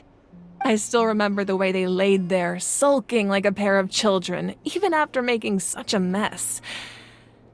It was frustrating, but in the end, all I could do was comfort my sister and move on. Wow. Isn't that what being a family is all about? I think about that story a lot, actually. As the Archon, I made a vow to defend this nation, and experiences like that, they remind me exactly what I'm trying to protect. Well, what happened after that? This portrait looks pretty old. Your sister must be all grown up by now, right? I believe she ended up working as an architect and artist. She built many houses and crafted many beautiful works of art. Anyway, that's enough about me. Now that the powder is settled, we can begin. Ian-san, Mulani, Chaska, over here, please. Place the ancient name up there, and then we'll begin.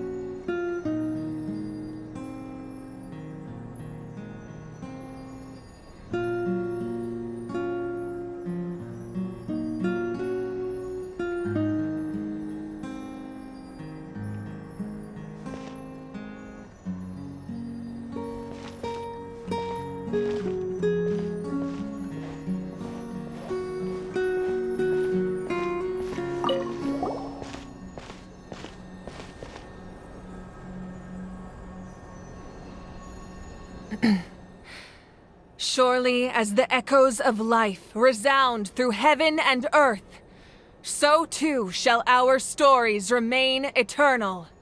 Ancient name, take us to your fated bearer. Allow her to answer our call.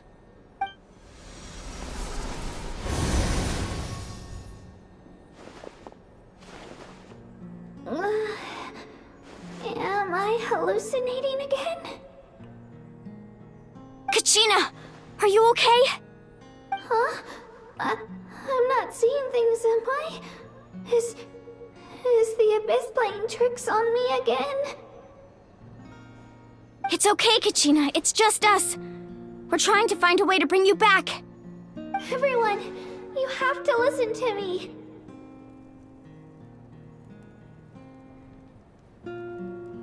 I've been investigating the Night Kingdom this entire time, and I figured out what's wrong. The Wyab is being affected by the Abyss.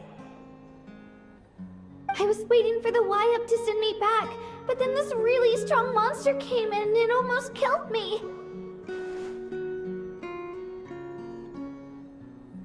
The Wyab saved me, even though its power is weakening, so I've been hiding from the monsters while trying to find a way to help.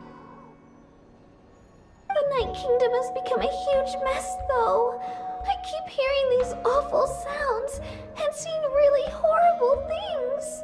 Don't listen to those sounds, Kachina. The Abyss is trying to strip you of your sanity. All you need to do is stay safe and wait for us. We'll be there shortly. It's okay. I feel so much better now that I've had the chance to talk to you guys. You don't need to worry about me. I've never been strong or special at all, really. So I don't blame anyone for forgetting about me or leaving me behind. Just knowing you care is more than enough. I'll find a way back. You don't have to put yourselves in danger to come rescue me. You're always like this, Kachina. Now's not the time to act tough. We're coming for you, and that's final. I don't know what lies the Abyss has been feeding you, but I'll tell you something right now. Nobody here sees you as a burden. You're a victor of the Night Warden Wars, a hero of Natlan. All you need to do is wait for us to rescue you, and you'll get all the applause and recognition you deserve.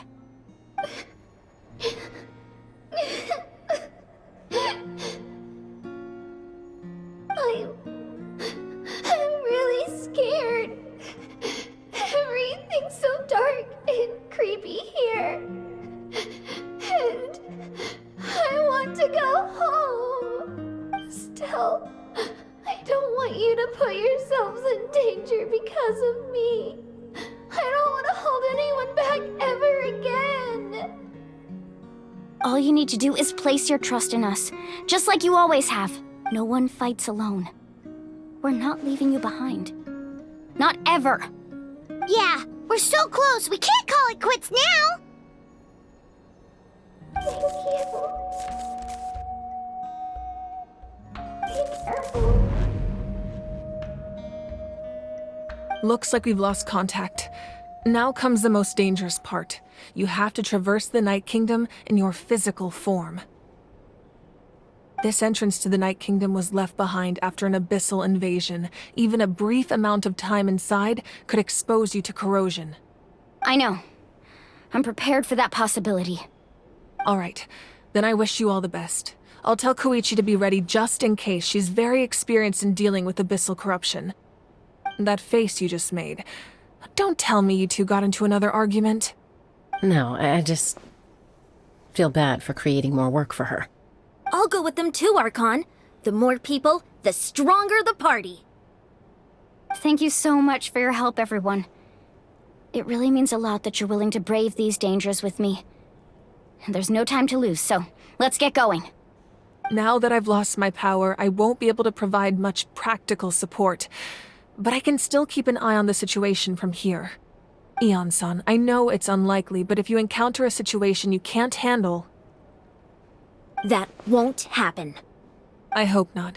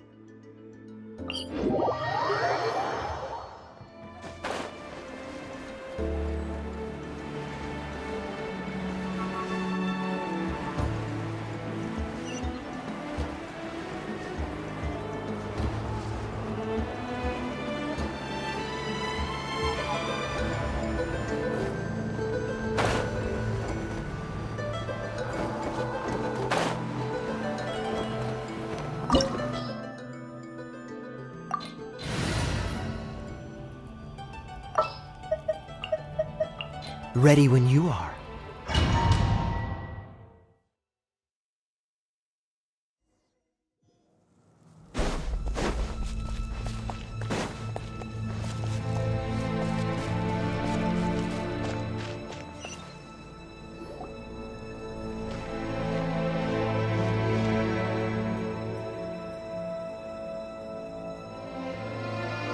So we're underneath Natlan right now? It looks nothing like Paimon was imagining. That's because in the distant past, Natlan was home to an incredibly advanced civilization ruled by dragons. Humans only established their own society after the fall of the dragons. So these are Saurian ruins? Wait, you mean like the elemental sovereigns? They had their own advanced civilization? Yes, a really long time ago. Very few records have survived until now, so no one really knows what the devices here are for. These ruins have been abandoned for a long time, but with the recent increase in Abyss activity, the installations around here have somehow been activated again. So what you're saying is, we're not in for an easy trip to the Night Kingdom. No. It's going to be obstacle after obstacle from here on out.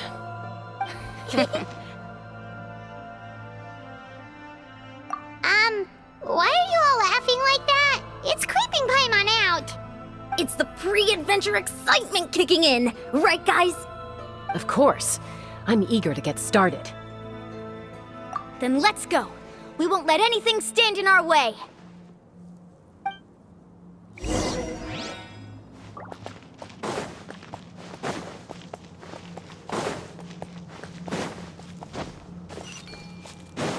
Seems like the road ends here. How should we get across?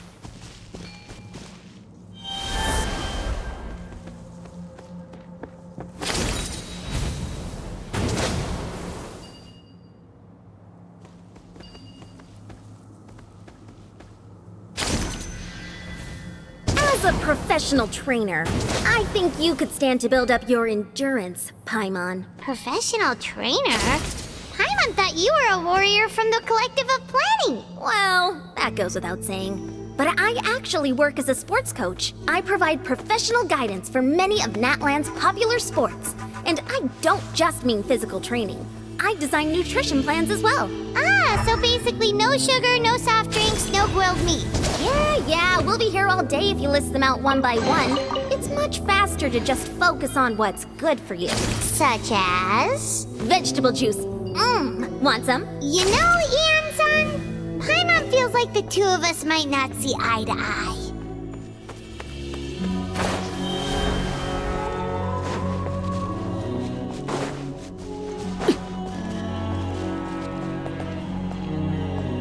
Those guys look familiar.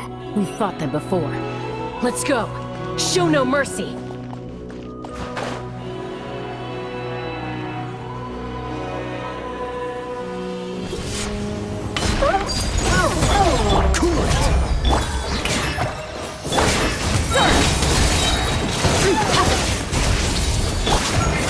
Let the world collide!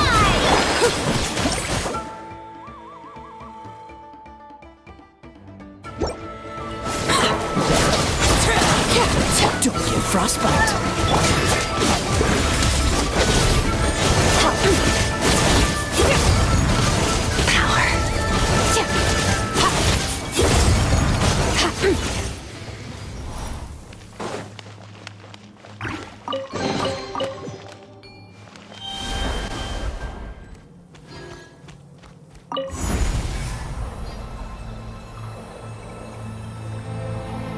Whoa, the place we need to go seems really high up.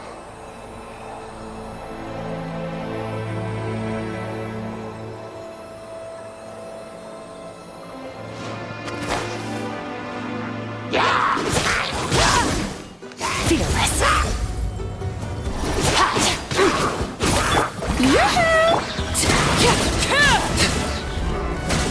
Dodge this.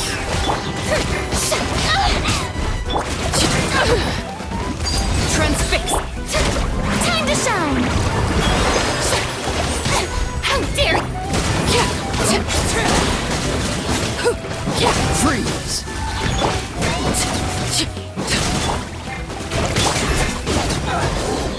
Fearless.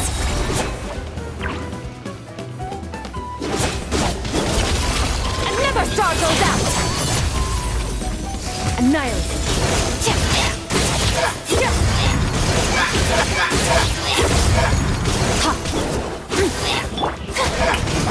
Cool it.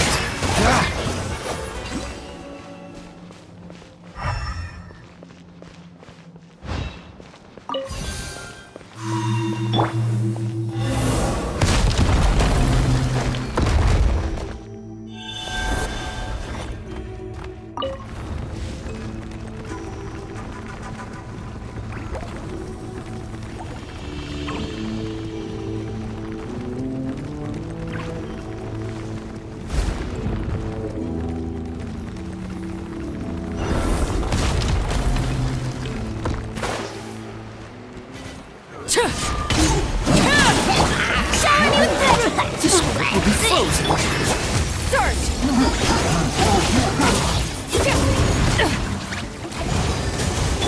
Let my name echo in song!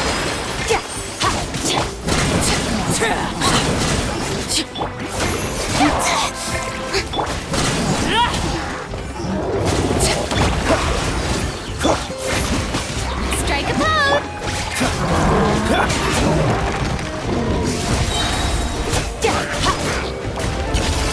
Paradise! Lay to bed.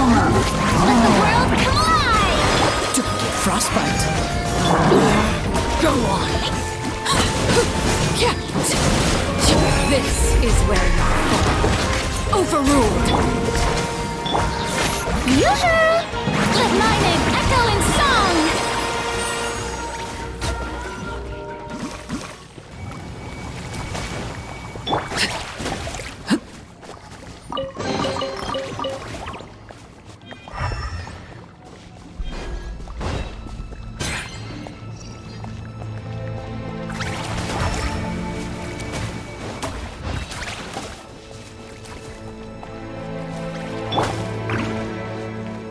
Strike a pose!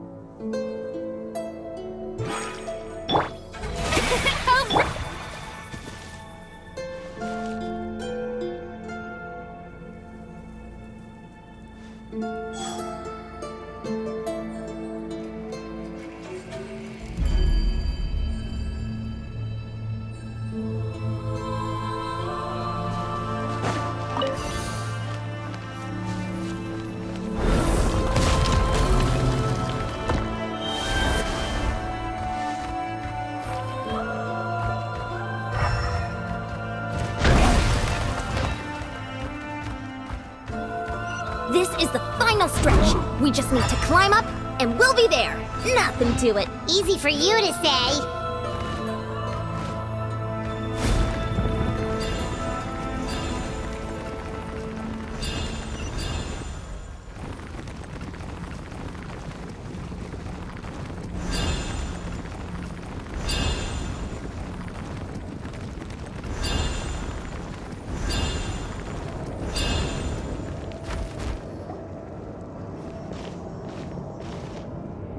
This must be the entrance the Pyro Archon told us about.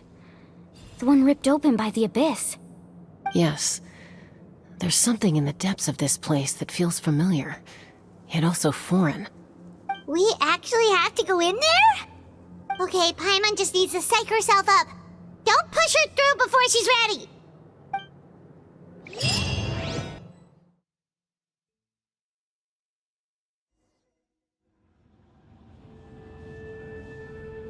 Hey!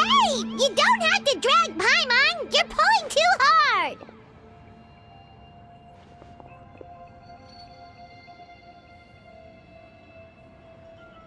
Looks like we made it. This is the Night Kingdom.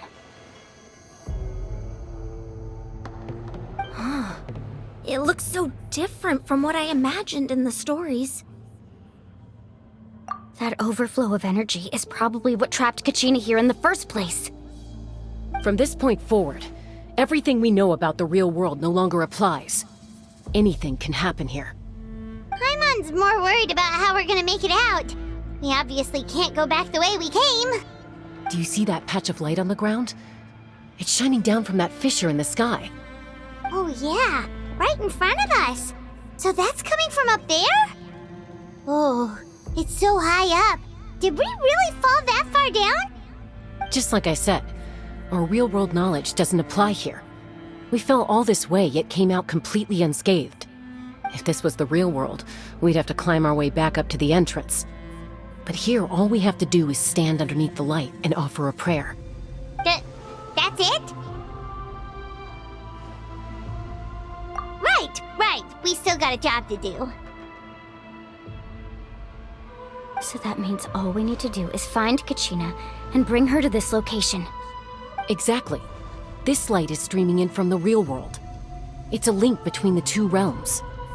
The terrain looks difficult to navigate, and the visibility's not great either. How are we supposed to find Kachina in these conditions? Yeah, these floating black things don't look super friendly either. Those are all manifestations of abyssal power. Be careful. Ghost! A talking ghost! Calm down, I'm here to help. You're the ones who helped Vichama, right?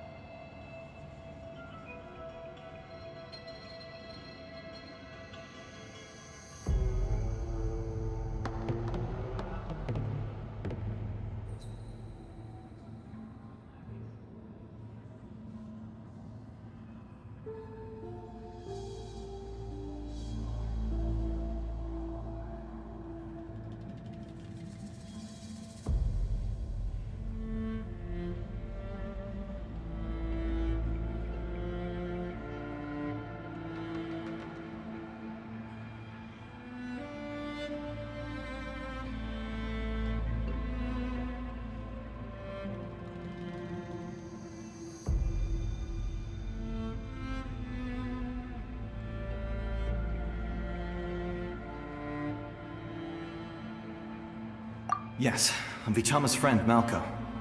I was completely lost to this realm until I sensed a mysterious power calling out to me. It's like it was seeking me out, attempting to reassemble the pieces of who I used to be. Of course, it could only do so much. I'm sorry I can only appear before you in this imperfect form. No, we should be the ones apologizing. If the Spirit Speaker Stone hadn't become corrupted by the Abyss, we could have done much more. But we had to destroy it. Otherwise, Vichama and his tribe would have been in danger. Of course. Thank you for protecting him. I never imagined that, even after all these years, he'd still take such a risk for me. Under the power of the stone, it felt like our souls were connected. Turns out even our regrets were exactly the same. Whether in triumph or death, you want your best friend by your side. Exactly. That may not be in the cards for us, but it's not too late for you. You're looking for a young girl from the Children of Echoes, right? She's being chased by an embodiment of abyssal power. I'd like to help her while I'm still in this form, so follow me. Be careful. This place has been severely corroded by the Abyss. Paimon didn't realize it had gotten this bad. It's like a seething volcano ready to engulf our world at any moment.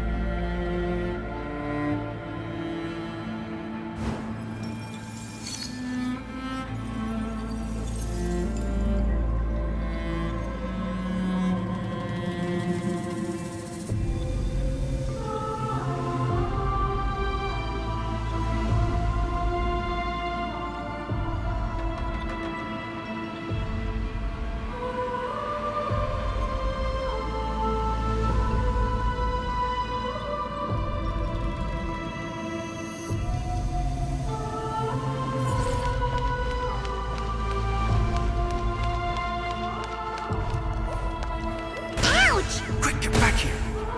You can't go wandering off. Stick close to me. My power will be able to ward off attacks for the time being.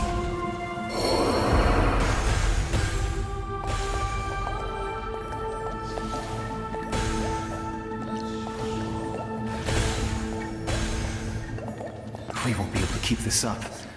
Let's try another route. This way.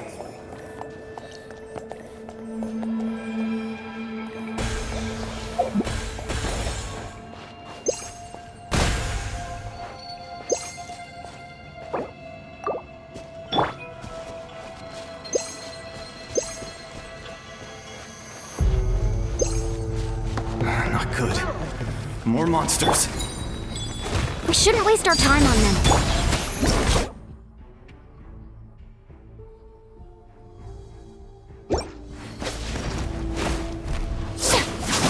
Freeze! Oh, so sorry. Fearless.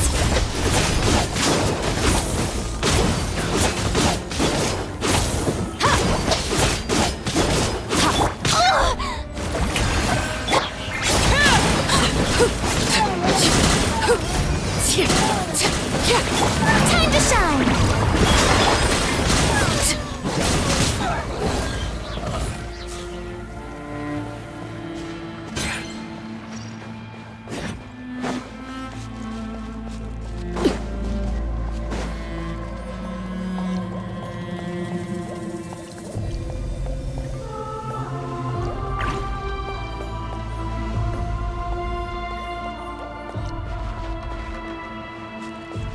Oh, Paimon can't see anything!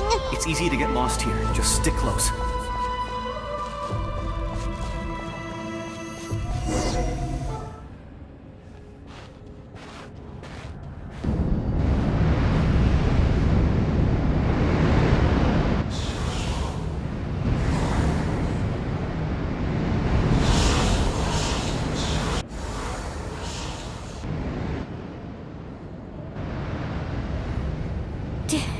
Did you hear that?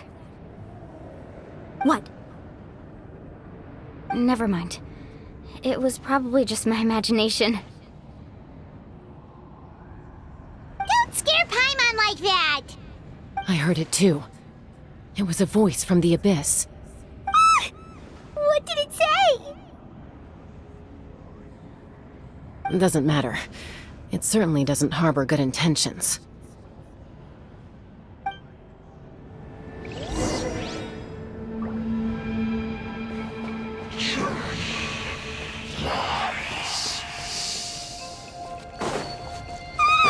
Paimon just heard it too!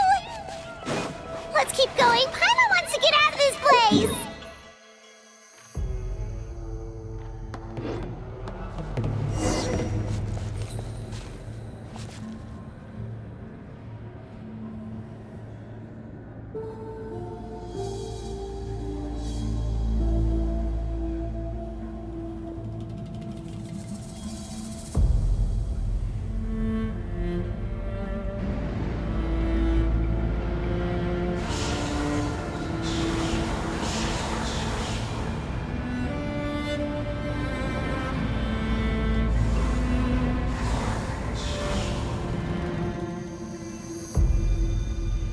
We're here, Kachina!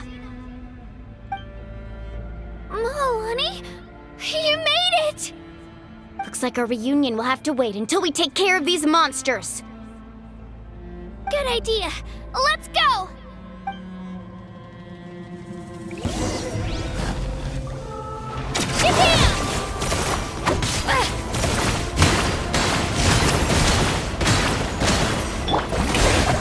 Cool it!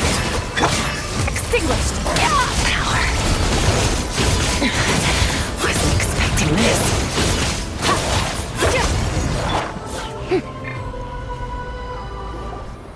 You're here. You're finally here. Thank you so much. That monster can appear from anywhere. It almost caught me a bunch of times. The YUP's power helped keep me hidden, so I just tried to stay out of sight until you got here. Atta girl. You did so well. And most importantly, you weren't hurt. Should we start heading back then? Actually, I have a request. Will you come visit the YUP with me? I can't exactly put it into words, but something's wrong with the Ode of Resurrection. And I know it has something to do with the contamination from the Abyss. That was the Pyro Archon's theory as well. Everything we've seen here certainly seems to back it up. In the Night Kingdom, there are 6 main totem poles representing the Wyab of each tribe. You can think of them like the body of each Wyab. Additional totem poles, like the ones around here, serve as proxies to which the Wyab can extend their consciousness. There are countless proxies scattered around the Night Kingdom. Through them, the Wyab can extend their consciousness over the entire realm and track down souls no matter where they roam. But if a proxy were to become severely contaminated, then a soul could become lost within the Night Kingdom. Judging by the current situation, I don't think we're dealing with just one contaminated proxy. Even if we could drive back the abyssal power from one of them, that probably wouldn't even put a dent in the problem. Still, we can't just leave the Wyab to suffer. It's protected me this whole time. I agree. We might even manage to draw out the monster that's been hunting Kachina. Getting rid of the monster might slow down the deterioration of the Night Kingdom.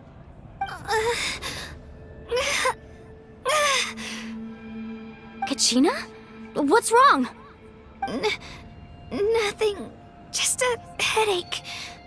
And that voice again, telling me to abandon the Wyab and leave this place. Maybe we really should leave. Kachina's already been here for too long. No, I'm fine. I don't plan on listening to that nonsense. I can hold on. Just up ahead. I'll lead the way. Besides, I can still fight, so please, help me out a little longer.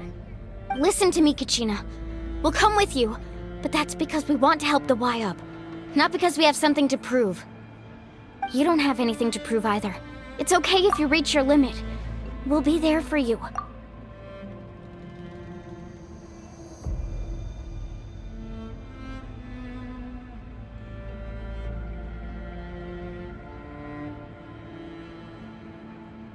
All right, the sooner we get this done, the better.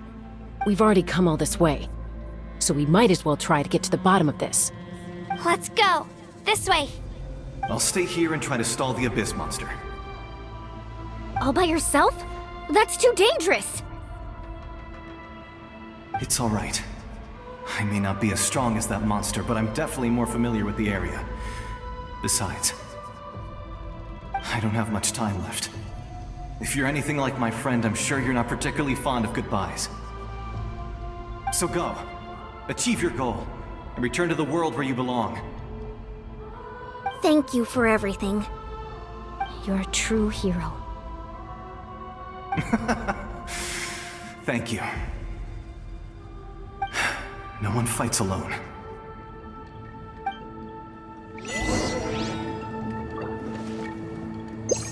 Does your head still hurt? Let me help you walk. I'm fine. I'm fine. You should know I'm made of stronger stuff than that.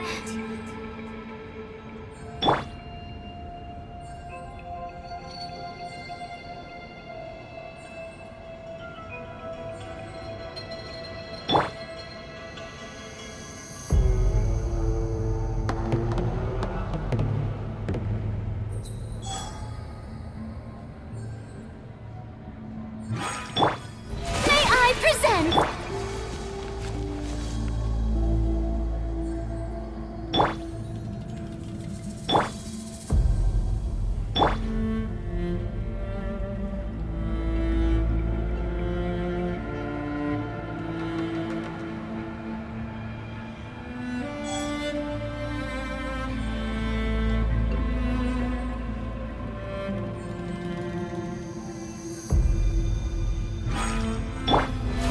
How brilliant!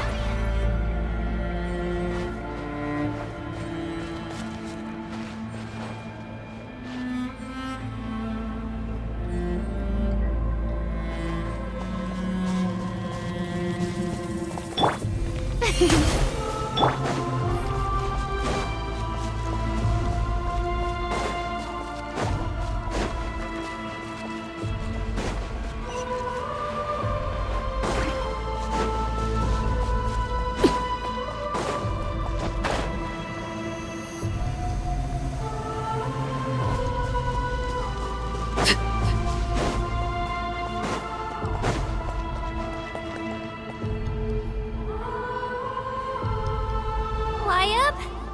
Wyabb! I'm back! My friends and I are here to heal you. Wyabb? Can you hear me? Wyabb?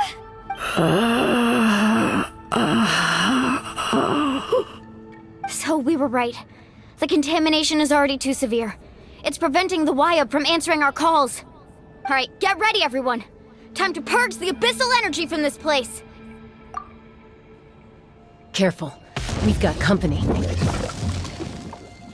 Already? You really think that puny soul could slow me down? Courage in the face of futility is pure folly. He tried to get in my way, so I disposed of him. You killed Malco? He would have dispersed with or without me. Rather than worrying about him, I would urge you to focus on yourself. You may have defeated others of my kind in the past, but underestimate me now, and it will be to your peril. No, the power of the Abyss is intoxicating. The destruction it seeks captivates like a masterful work of art. I strive only for the opportunity to see it up close. I thought this naive little girl was an exception, but it turns out humanity is full of lambs willing to offer themselves up to the slaughter. That is the tragedy of your short lives. You understand nothing of all-encompassing power. Ancient names, pride, friendship, all empty ideas invented to give you a false sense of self-worth. They possess no power at all. The Pyro Archon created those grandiose ideals out of pure selfishness. Anything to avoid sharing power. Anything to avoid handing over the primordial gift to ordinary people like you. Don't believe me? Then ask yourself, why is the Pyro Archon strong beyond measure, while you, Kachina, remain so pathetically weak?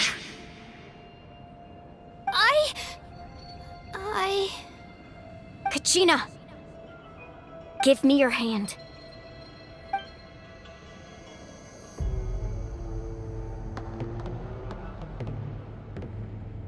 Feel that? I'm right here next to you. Thanks, Moalani. You're right. I have nothing to fear. Because I'm not alone anymore. You're right. Maybe comforting ideals don't have any power. But you also couldn't be more wrong. You've never had to work for your own strength, so you will never understand the true source of our power. What? The courage we have to stand before you and not back down? It comes from our friendship. The power lies not in the ideal itself, but in our commitment to upholding that ideal, and in our decision to stand together and fight! Well said! Let's go, Kachina. It shouldn't take more than 2 of us to handle an enemy like this. Sorry in advance, but you deserve what's coming to you! There aren't many in Natlan who can beat us when we're together. It's time he got a taste of that kind of power. From the ashes to the flame! Carbon wave! Let her rip! Clear the area! Woohoo! Check this out! Best of luck! the time for my coming! Oh! Faster!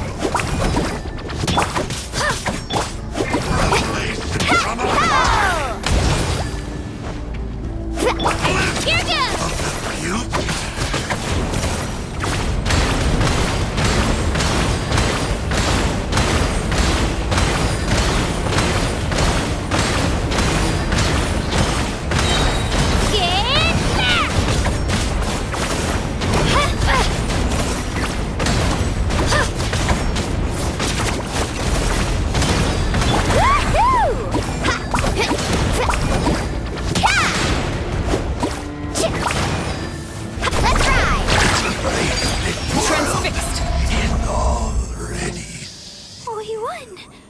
We actually won!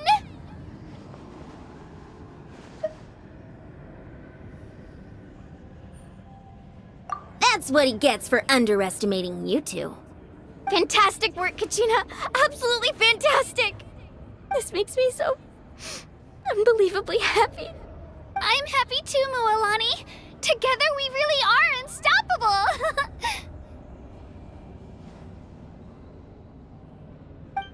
Huh? What's happening?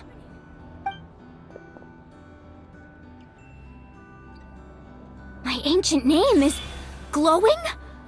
But I thought I didn't bring it with me. It's probably a projection from the real world, but that doesn't explain why it's glowing all of a sudden. Wait, does that mean you're...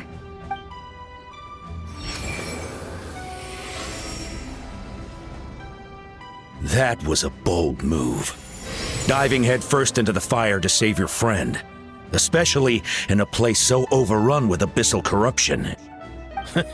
Still, seeing you pull it off was really something. Everything you said was exactly right.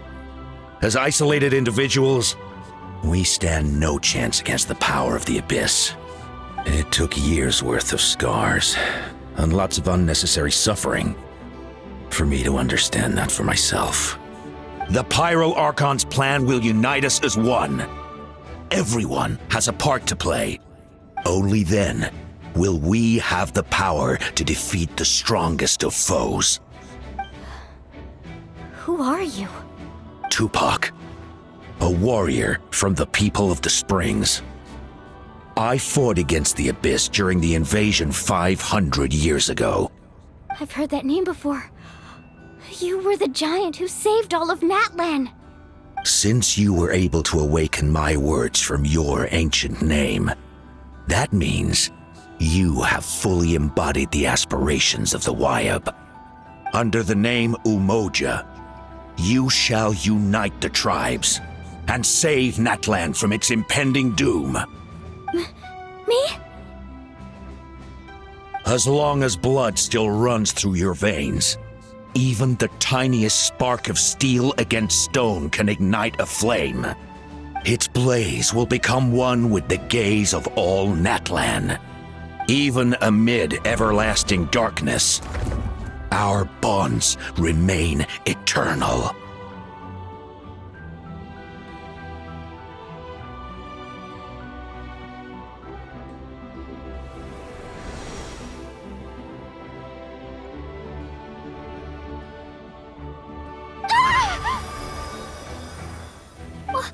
What's wrong, Mualani?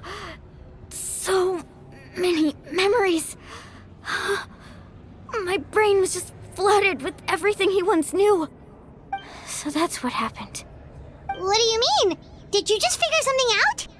500 years ago, they foresaw the very crisis we're facing now. Efforts to save Natlan started all the way back then. We can go over the details once we get back. We shouldn't linger here longer than we have to.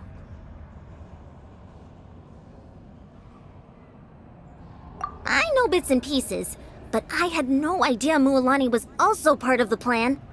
This sounds like something that's going to need a lot of explaining. Let's focus on saving the Wyab first.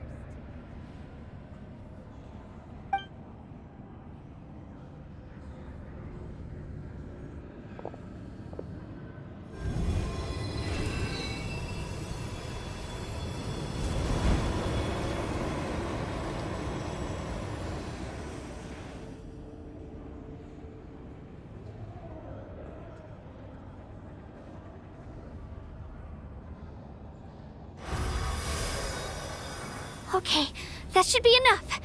Wyab? Wyab? Can you hear me?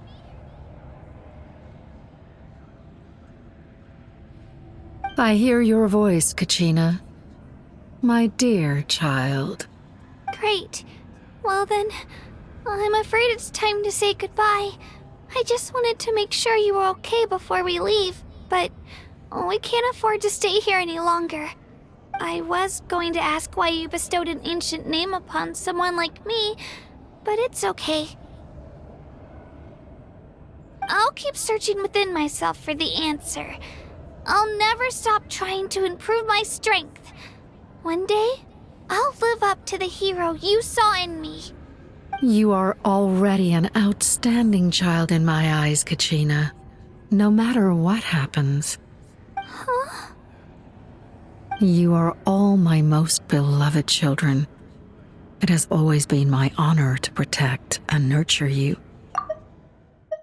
You are already an outstanding child in my eyes, Kachina. No matter what happens. Your ancient name is just that, a name. Much like your parents chose to name you Kachina, I also gave you a name, but it need not define you.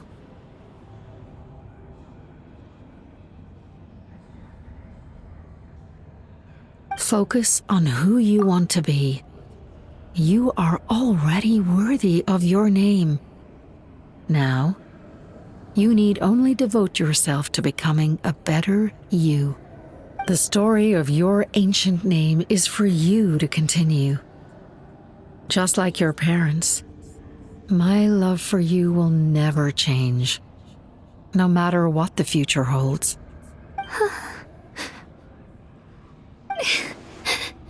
Thank you, Wyatt. It gladdens me to see the Pyro Archon's plan move another step towards completion. But it's time for you to leave this place. The situation here is getting worse. Go now, my children. Save Natlan on behalf of all you hold dear. I know we've never met before, Wyatt, but I just wanted to say thank you for encouraging Kachina. It was exactly what she needed to hear. Whoa! What's going on? An earthquake?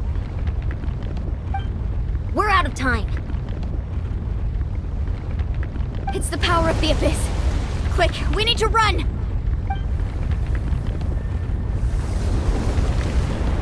It's a Sealy! The Sealy opened the way for us!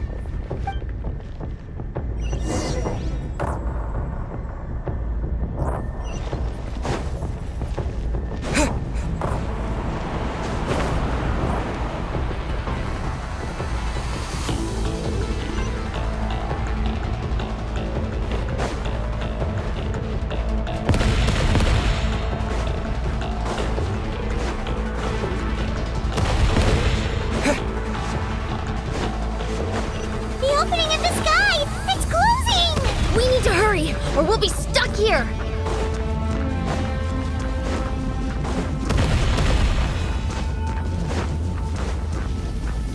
Watch out for the falling rocks! Quick, through the middle!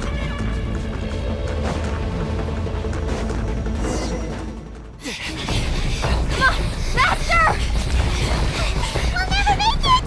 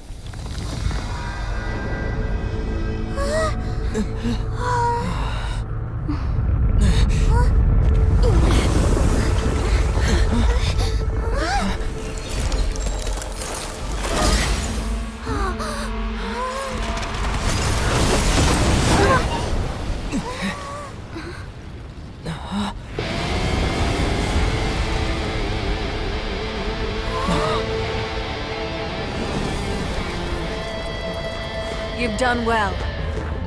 Now come home.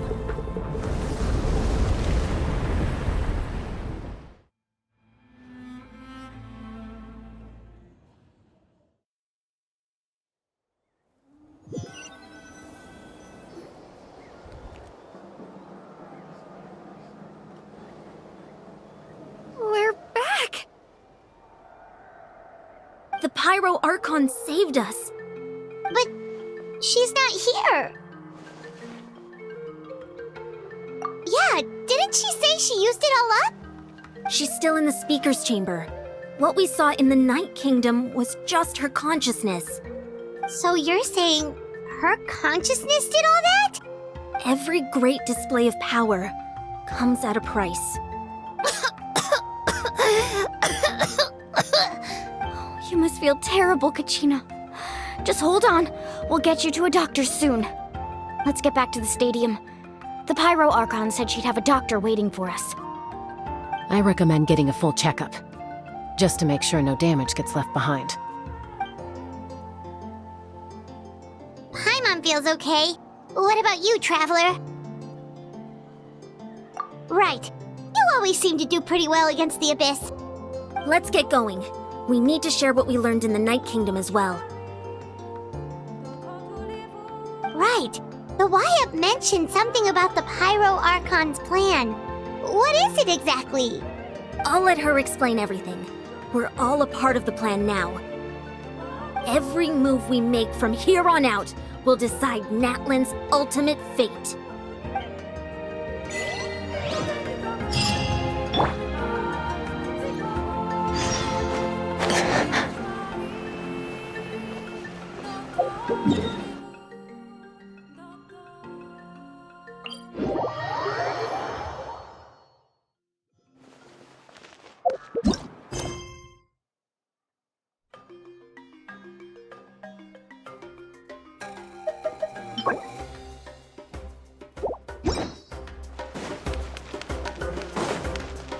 Merciless.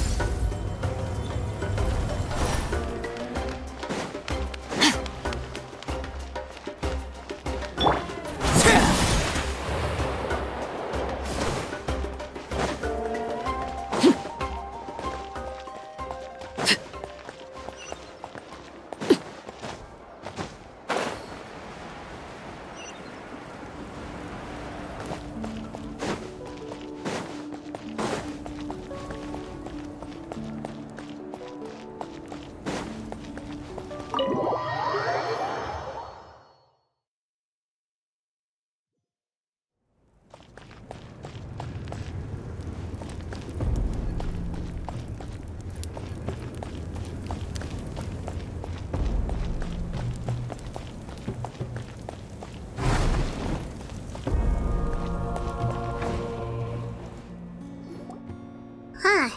There's a lot less stuff here than before. It's good to see you all here in one piece.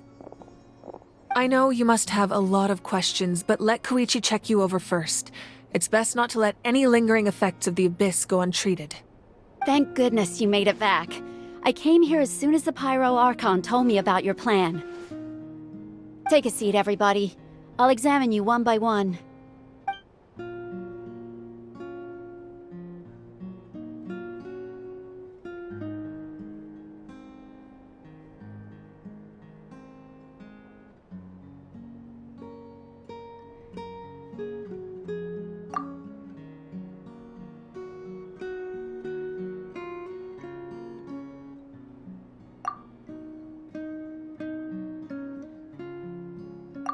All right, that should do it for now.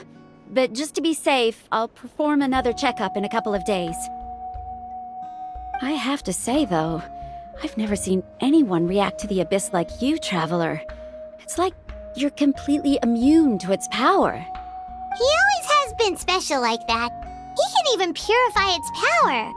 Wait, now that you mention it, Paimon doesn't think she's affected either.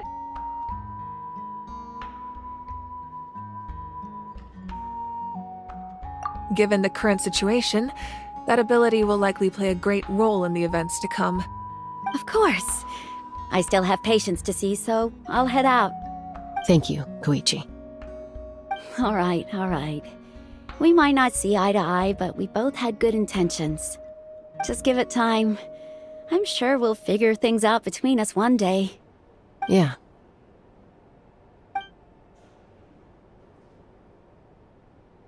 All right. There's so much to discuss, I don't even know where to begin. You've seen it for yourselves now. The devastation in the Night Kingdom. I'll get straight to the point. Natlan is on the verge of destruction. It's very possible our nation has less than a year before total devastation. Huh? No. That can't be true, can it? That's right. But I've only ever disclosed that fact to the handful of people working with me to save this nation. Our looming destruction is not a recent development, but the inevitable conclusion of the disaster the Abyss initiated 500 years ago.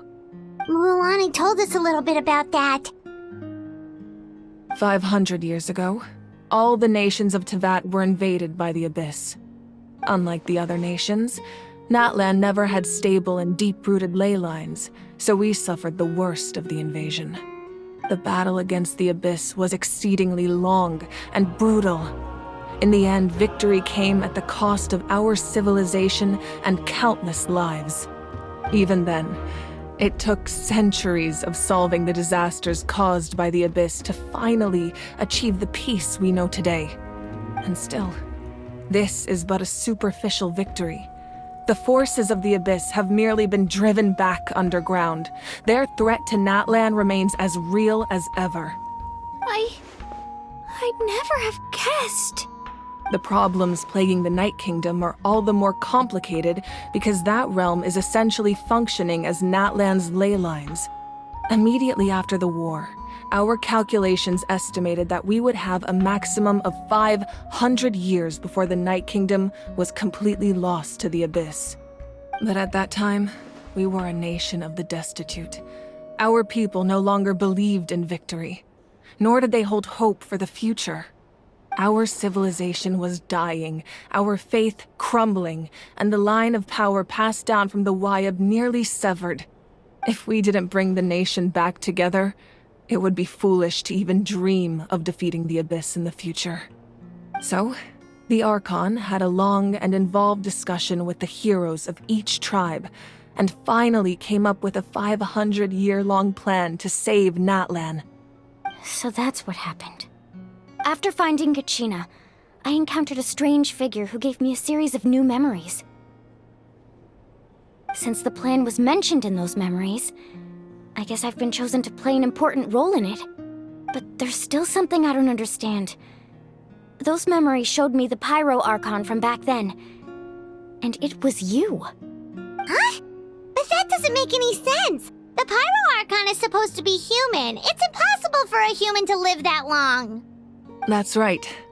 The hardest thing for humans to overcome has always been time, or rather, the natural limitations of our lifespan. A god can extend a human's life by using a certain amount of divine power, or subjecting them to a curse. But, as we all know, Natlan doesn't have gods like that. We can only rely on our own methods. A human life is like a flame destined to be extinguished. 500 years ago, I placed my life within the sacred flame. Only by dying before my time could I have the chance to wake up again. So, in other words, this is your second life?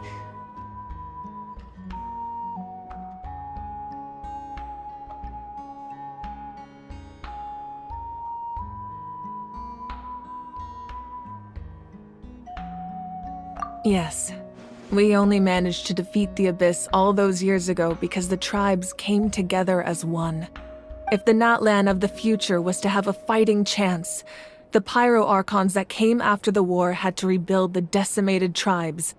The goal was to reunite the people and restore the strength of each tribe's Wayab. Once a tribe was back to its full strength, the tribe's Wayab would select a hero, indicating the tribe was once again ready for war.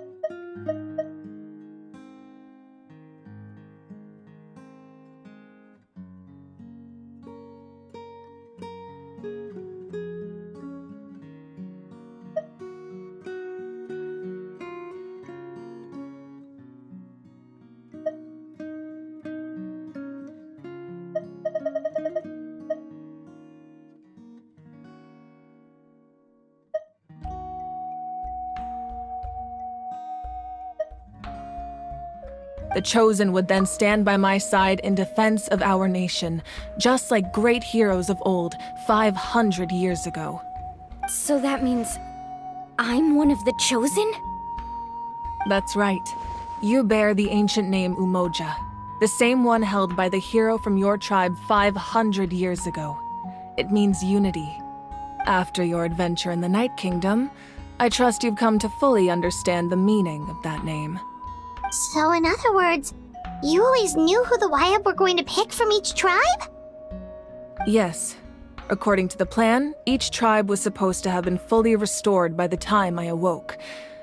But something went wrong along the way. The 6 heroes successfully inherited the ancient names from 500 years ago, but the intel regarding the plan wasn't passed on to them. Once again, it comes down to the deterioration of the Night Kingdom. Communication between the Sacred Flame and the Wyab has been blocked. Just like how the Ode of Resurrection failed to bring Kachina back. Exactly. It's just another tactic the Abyss is using against us. The Abyss may not possess intelligence, but its methods certainly aren't easy to counter. If we want to unblock that information from being passed on, my presence alone isn't enough. The ancient name-bearer must establish a greater connection to their name. So, I've tried my best to help them from the sidelines. Currently, Shalonin of the Children of Echoes, Kinich of the Scions of the Canopy, and Iansan of the Collective of Plenty have all been acknowledged by their names. During your adventure, you too earned the acknowledgement of your Wyab Mualani. In the process, you gained the memories stored within your name.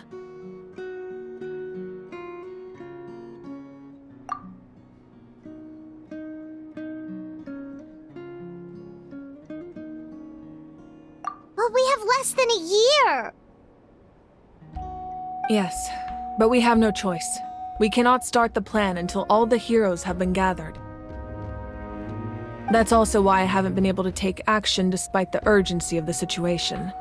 But if you knew this whole time, why didn't you just tell me about my role in all this? Wouldn't that make everything go a lot faster? Perhaps, but the opposite could also be true. Knowing your destiny too early could mean failing to realize your full potential. Just like your determination to save Kachina, I hope your commitment to this endeavor comes from your own strength of will, rather than a sense of obligation. So I suppose you're not going to tell us who the final 2 heroes are then? That's right. Their time is yet to come. Putting pressure on them beforehand will only hinder their development. I can only trust in the judgment of the Wyab. I have never believed I could solve this crisis alone. In fact, it was precisely because I chose to trust and rely on others that we managed to get this far. Natlan's salvation lies not in its Archon or any singular individual, but in us all. You're quite perceptive, aren't you? I thought I might get away with avoiding the topic. Huh? Oh, right! All of the stuff you stored here before, where did it all go? Even though I sacrificed my power, I still needed a contingency plan to ensure you would make it back from the Night Kingdom. After all, I was the one who allowed you to take that risk, and Mualani has an important role to play in my plan. In addition to their sentimental value, the items I stored here held a much more important purpose: fuel. Fuel? Ah, so back then, that's why you... Yes. The stories embodied by those items are certainly important, but there's an even more significant trait they all share. Every item belonged to a hero of Natlan. Over time, they became imbued with a certain amount of contending fire from being carried in battle. On their own, each item's power is limited, but together, their combined effect can prove quite useful in a dire situation. By burning those items, I was able to activate the contending fire stored within them to open the boundary between the 2 worlds.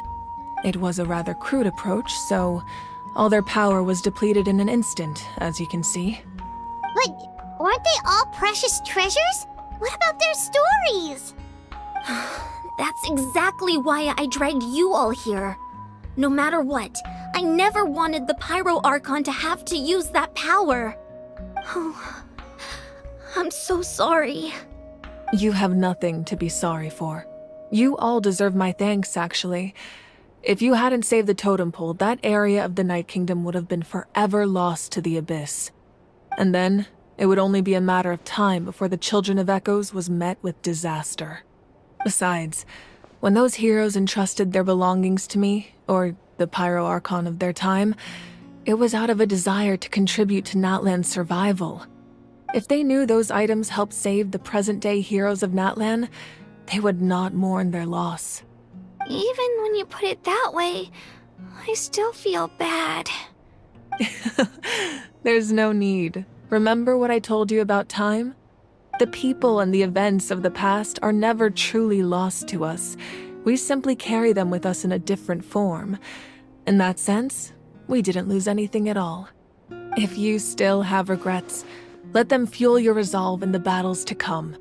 Your deeds will become new legends and nurture new forms of power just like the items once stored here. Well, we'd still like to return the favor. Well, if that's the case, just treat me to a drink sometime. Now that Kachina has returned, we can finally hold the victory feast and celebrate your team's triumph in the Night Warden Wars. And we could all use the rest, that's for sure. Plus, you'll be able to silence everyone who doubted you once and for all, Kachina. Still, now that I know the danger we're facing, having a victory feast doesn't feel right. Try not to let it get to you. It's important to stay calm. Worrying about it will only affect your judgment.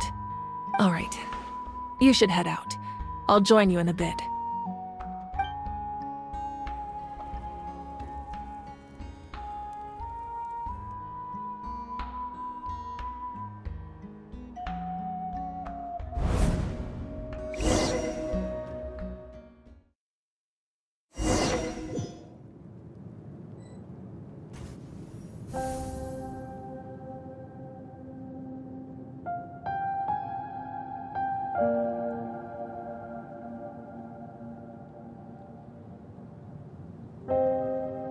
When I was young, I used to sit by the hot springs and listen to the stories of warriors from all over Natlan.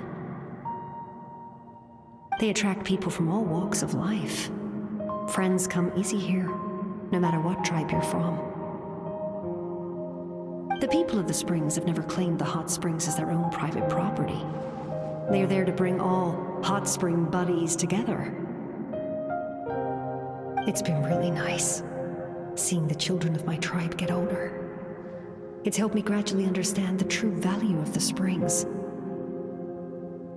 I've witnessed their energy, their determination, their absolute passion for life. Even when they cause trouble, I never managed to hold on to my anger for long. It's unbelievable how quickly they worm their way back into my good graces. I'm certain Mualani will become a great warrior when she grows up. She possesses infinite potential. I can see it. One day, when I'm no longer in fighting form, I'll come here and tell stories to all the children, just like those warriors did for me. So you better get busy, Pyro Archon, or I'll end up running out of stories.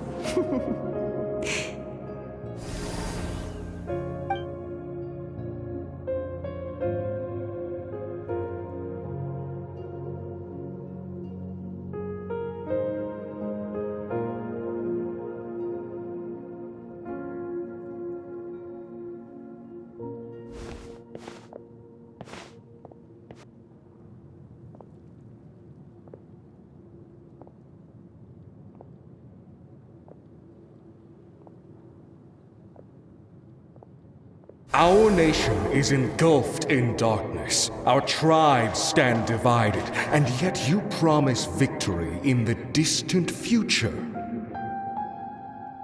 The Abyss is a cunning enemy, one that I faced in battle many times. Were that not the case, I would never understand exercising this degree of caution. My rage will never know absolution. Then my power will no longer aid you in victory. But you came to me because you knew you could convince me with just a single sentence. I understand your choice. The heroes of today will forge the path ahead with blood and fire. Just remember to earn us the victory we owed. Otherwise, rest assured, I'll find a way to collect the debt. For Natlan.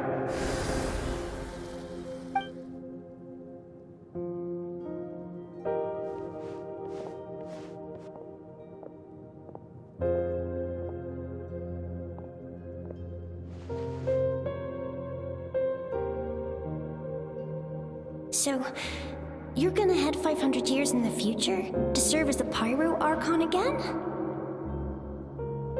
But what about the you from right now? You're just gonna die. You can't ask her those questions and expect her to answer, my dear. The decision is hers to make, and she deserves our support. We will do everything we can to rebuild the tribes. Don't you worry. Even across time, we will all do our part to fight for Natlan's future. Yeah, Mom's right. We'll always believe in you, sis. Seriously, though? Dad should be here. Where is he? I imagine he didn't know what to say, so he chose not to come at all. Don't take it to heart, my dear. That's just who he is. Just remember, no matter what happens in the future, we will always love you.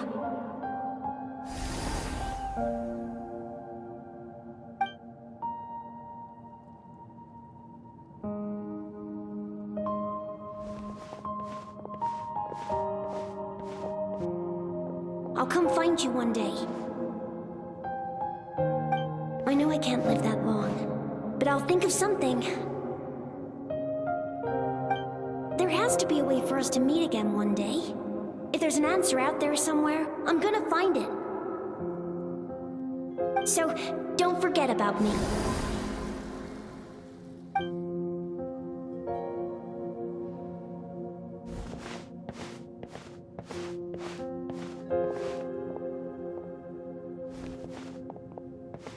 If that's your decision, then you have my full support, Archon.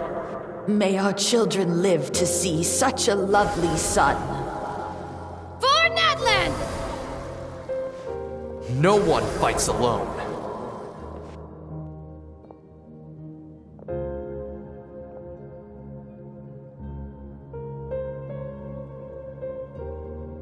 The rules are my legacy. They shall grant us the strength to overcome the next tragedy. War forged the 6 tribes, taught us how to fight, instilled in us what it means to love. Who will be the one to bring this to an end?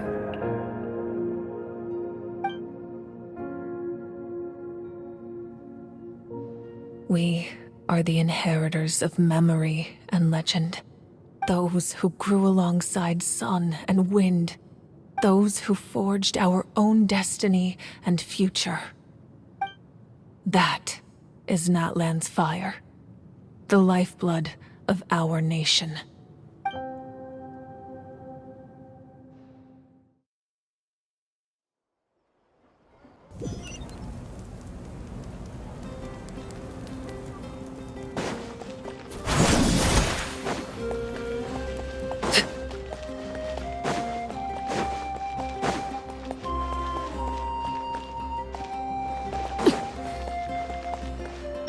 Merciless.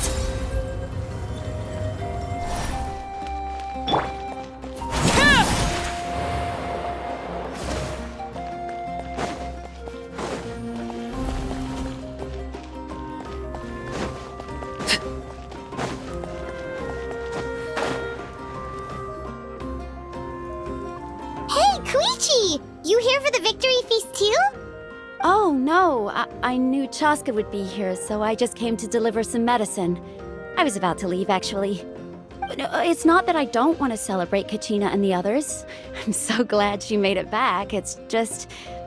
well, I'll make things awkward if I'm around my sister right now. Ah, well, you two had a fight, so Paimon can understand. She didn't cause any trouble during your trip, right?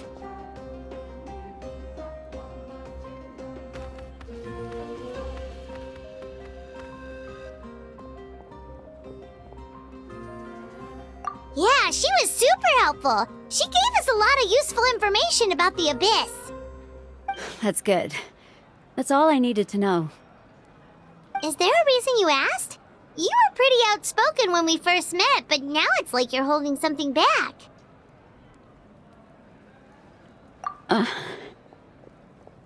Maybe it seemed unreasonable, picking that fight with her before you left, but I did it for a reason. Her impulse to fight is extremely strong. Her mental strength helps her rein it in, but she still loses control sometimes.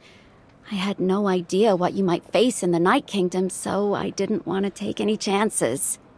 So what you're saying is...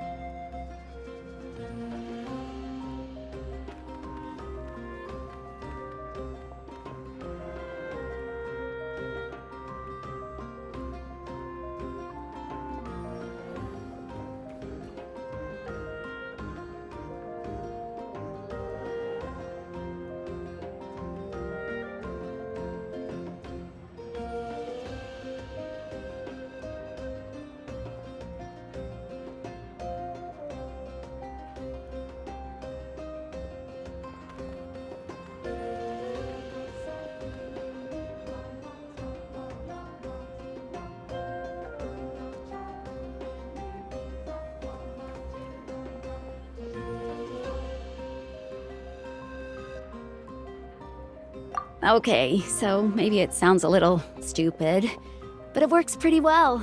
It helps her keep her cool for a little while, at least. Anyway, I'm just glad you were able to make it back safe and sound. That's all I wanted. But do you really have to go that far? Can't you just talk it out? No way. Chaska never opens up about her own pain, especially to her family. She can't learn about this, or it'll be even harder to help her. I appreciate the understanding, and don't worry. I'll find a way to help her ease this burden. Anyway, I need to get going. Enjoy the celebration. Oh, and if you ever need a doctor, you know who to find. Huh. Who would have thought there was a deeper reason behind their arguing? In the end, it's all the Abyss's fault. Paimon's had enough of them.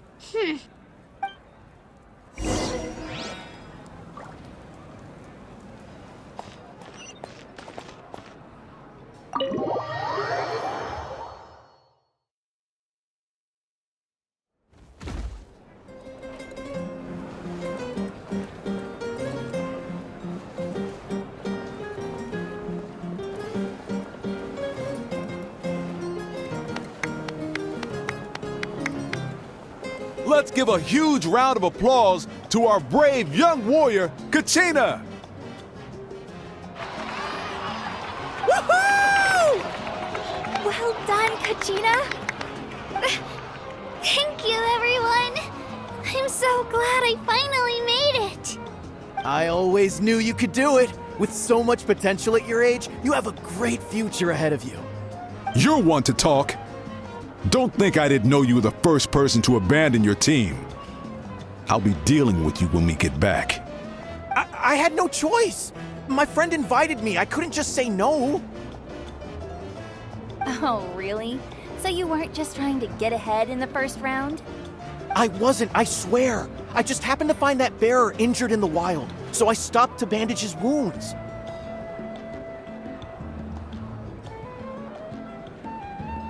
When he insisted on repaying the favor, what was I supposed to do? I'm just one person. I figured Kachina would have no trouble replacing me. But the fact of the matter is that after your departure, everyone else started thinking about swapping teams too. I'm really sorry, Kachina. It was wrong of us to abandon you like that. It's amazing that you still made it all the way through to the Night Warden Wars. That's the highest honor. So, what about you guys? Did you make it far? Our team captain drank too much the night before the competition and turned up late to the stadium on the day. We got disqualified.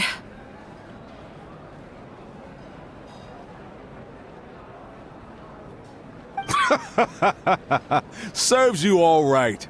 No sympathy from me.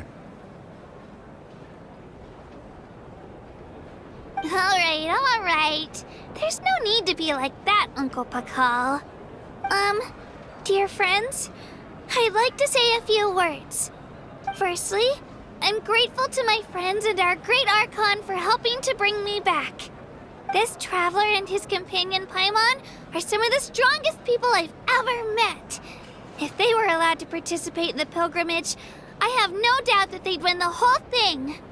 They've agreed to let me learn from them.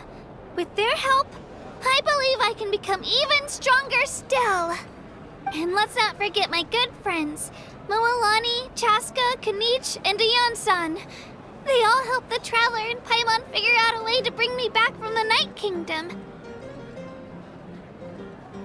They too deserve to be called our heroes, so please give another round of applause for them.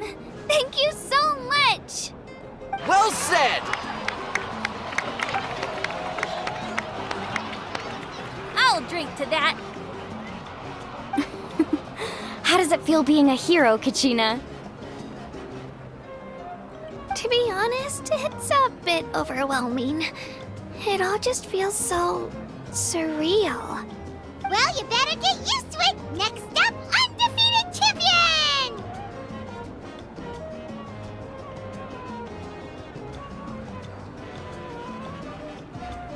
Hey, please Don't make fun of me.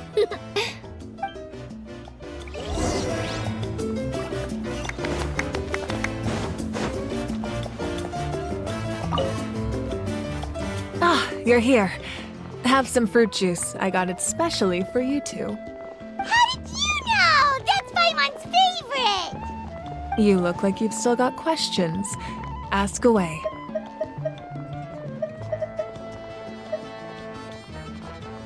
Because they had their own lives to live. The thought of telling them, abandon your families and everyone you love, and come with me to the end of time, for in 500 years Natlan will be destroyed, it seemed too cruel. You could just as easily point out that everything in this world would come to an end eventually. But life is short, and beyond a point, it just doesn't seem real. Imagine if I said, let's leave right now and go save the sun because it'll flame out in a few million years. It would sound quite ridiculous. I couldn't make them shoulder that burden with me. Besides, every generation will have its heroes, this one included. The plan could still work without them. Or, of course, without me. But since I was the one who came up with the plan, I felt duty-bound to see it through to the end. Paimon's suddenly remembering that portrait in your room. Was that your family from back then? Yes, it was. So when you asked me who my sister grew up to be, the truth is that very little information survives. From what I've been able to piece together, I can conclude with a reasonable degree of confidence that she ended up as an architect and artist. She played an instrumental role in rebuilding the scions of the Canopy tribe, designing and building many houses. But of course, none of her buildings are around anymore. Still, it was an impressive achievement, and I'm very proud of her.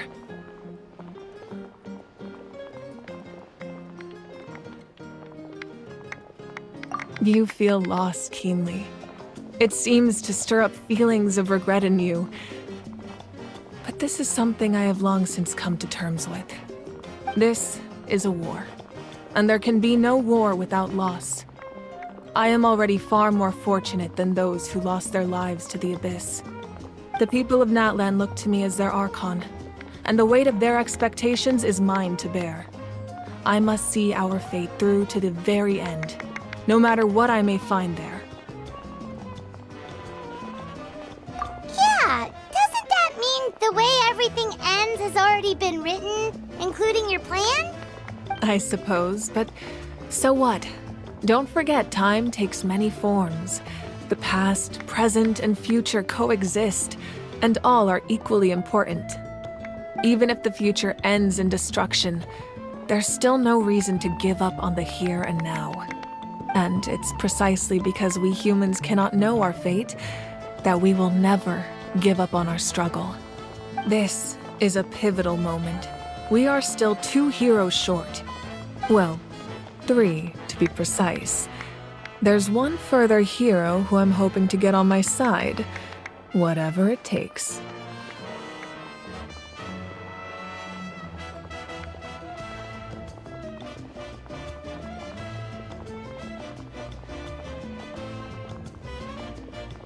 Your resistance to the corrupting power of the Abyss is truly remarkable. It would easily make you an all-important figure in the upcoming battle. If you agree to join us, you will not only gain my full support in your journey, but I will also forge a brand new ancient name for you. Ancient names can be forged? They can. Several strict conditions must be met, but if they couldn't be forged at all, then the number of them in circulation would have long dwindled to 0. Possessing an ancient name would mean that your adventures in Natlan are recorded in full. Your stories would be remembered by our people for all the years to come. The Ode of Resurrection may have temporarily lost its power, but still, take this as my personal guarantee that I shall never let you fall. Just like in the Night Kingdom, I will be there for you. That is a promise I will fulfill at all costs. This nation always honors its heroes. Yeah, Yeah, we can't just ignore the situation here. Wonderful. Then I'll reach out to Shilonen right away. She's the one who will forge the name. We've never forged an ancient name for an Outlander before, but I trust she'll find a way.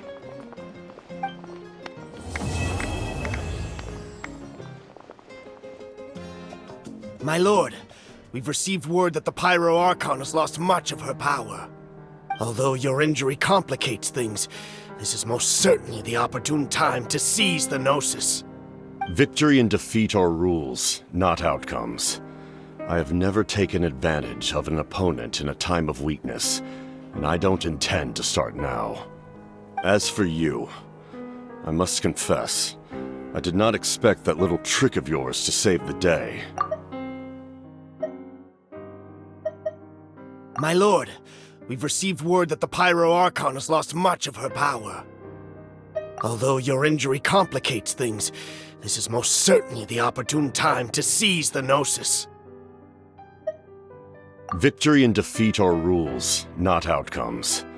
I have never taken advantage of an opponent in a time of weakness, and I don't intend to start now.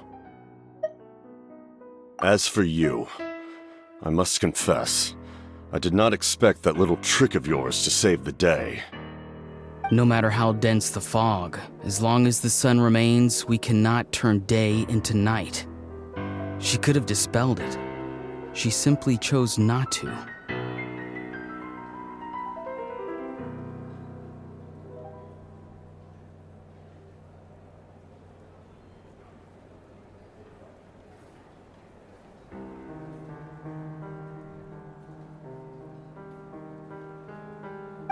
You don't have much time, and you're injured on top of that.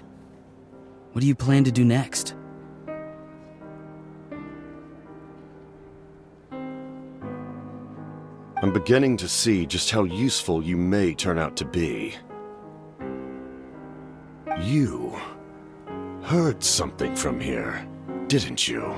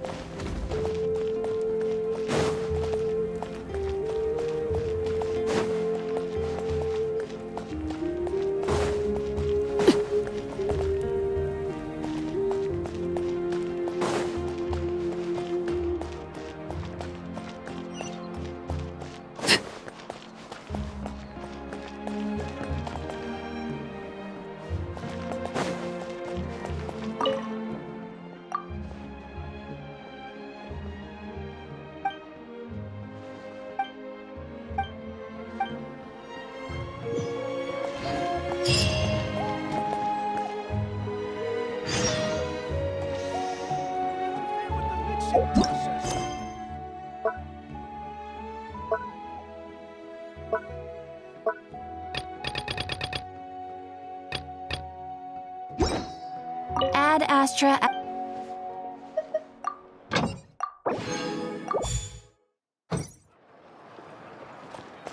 You might want to get a guide.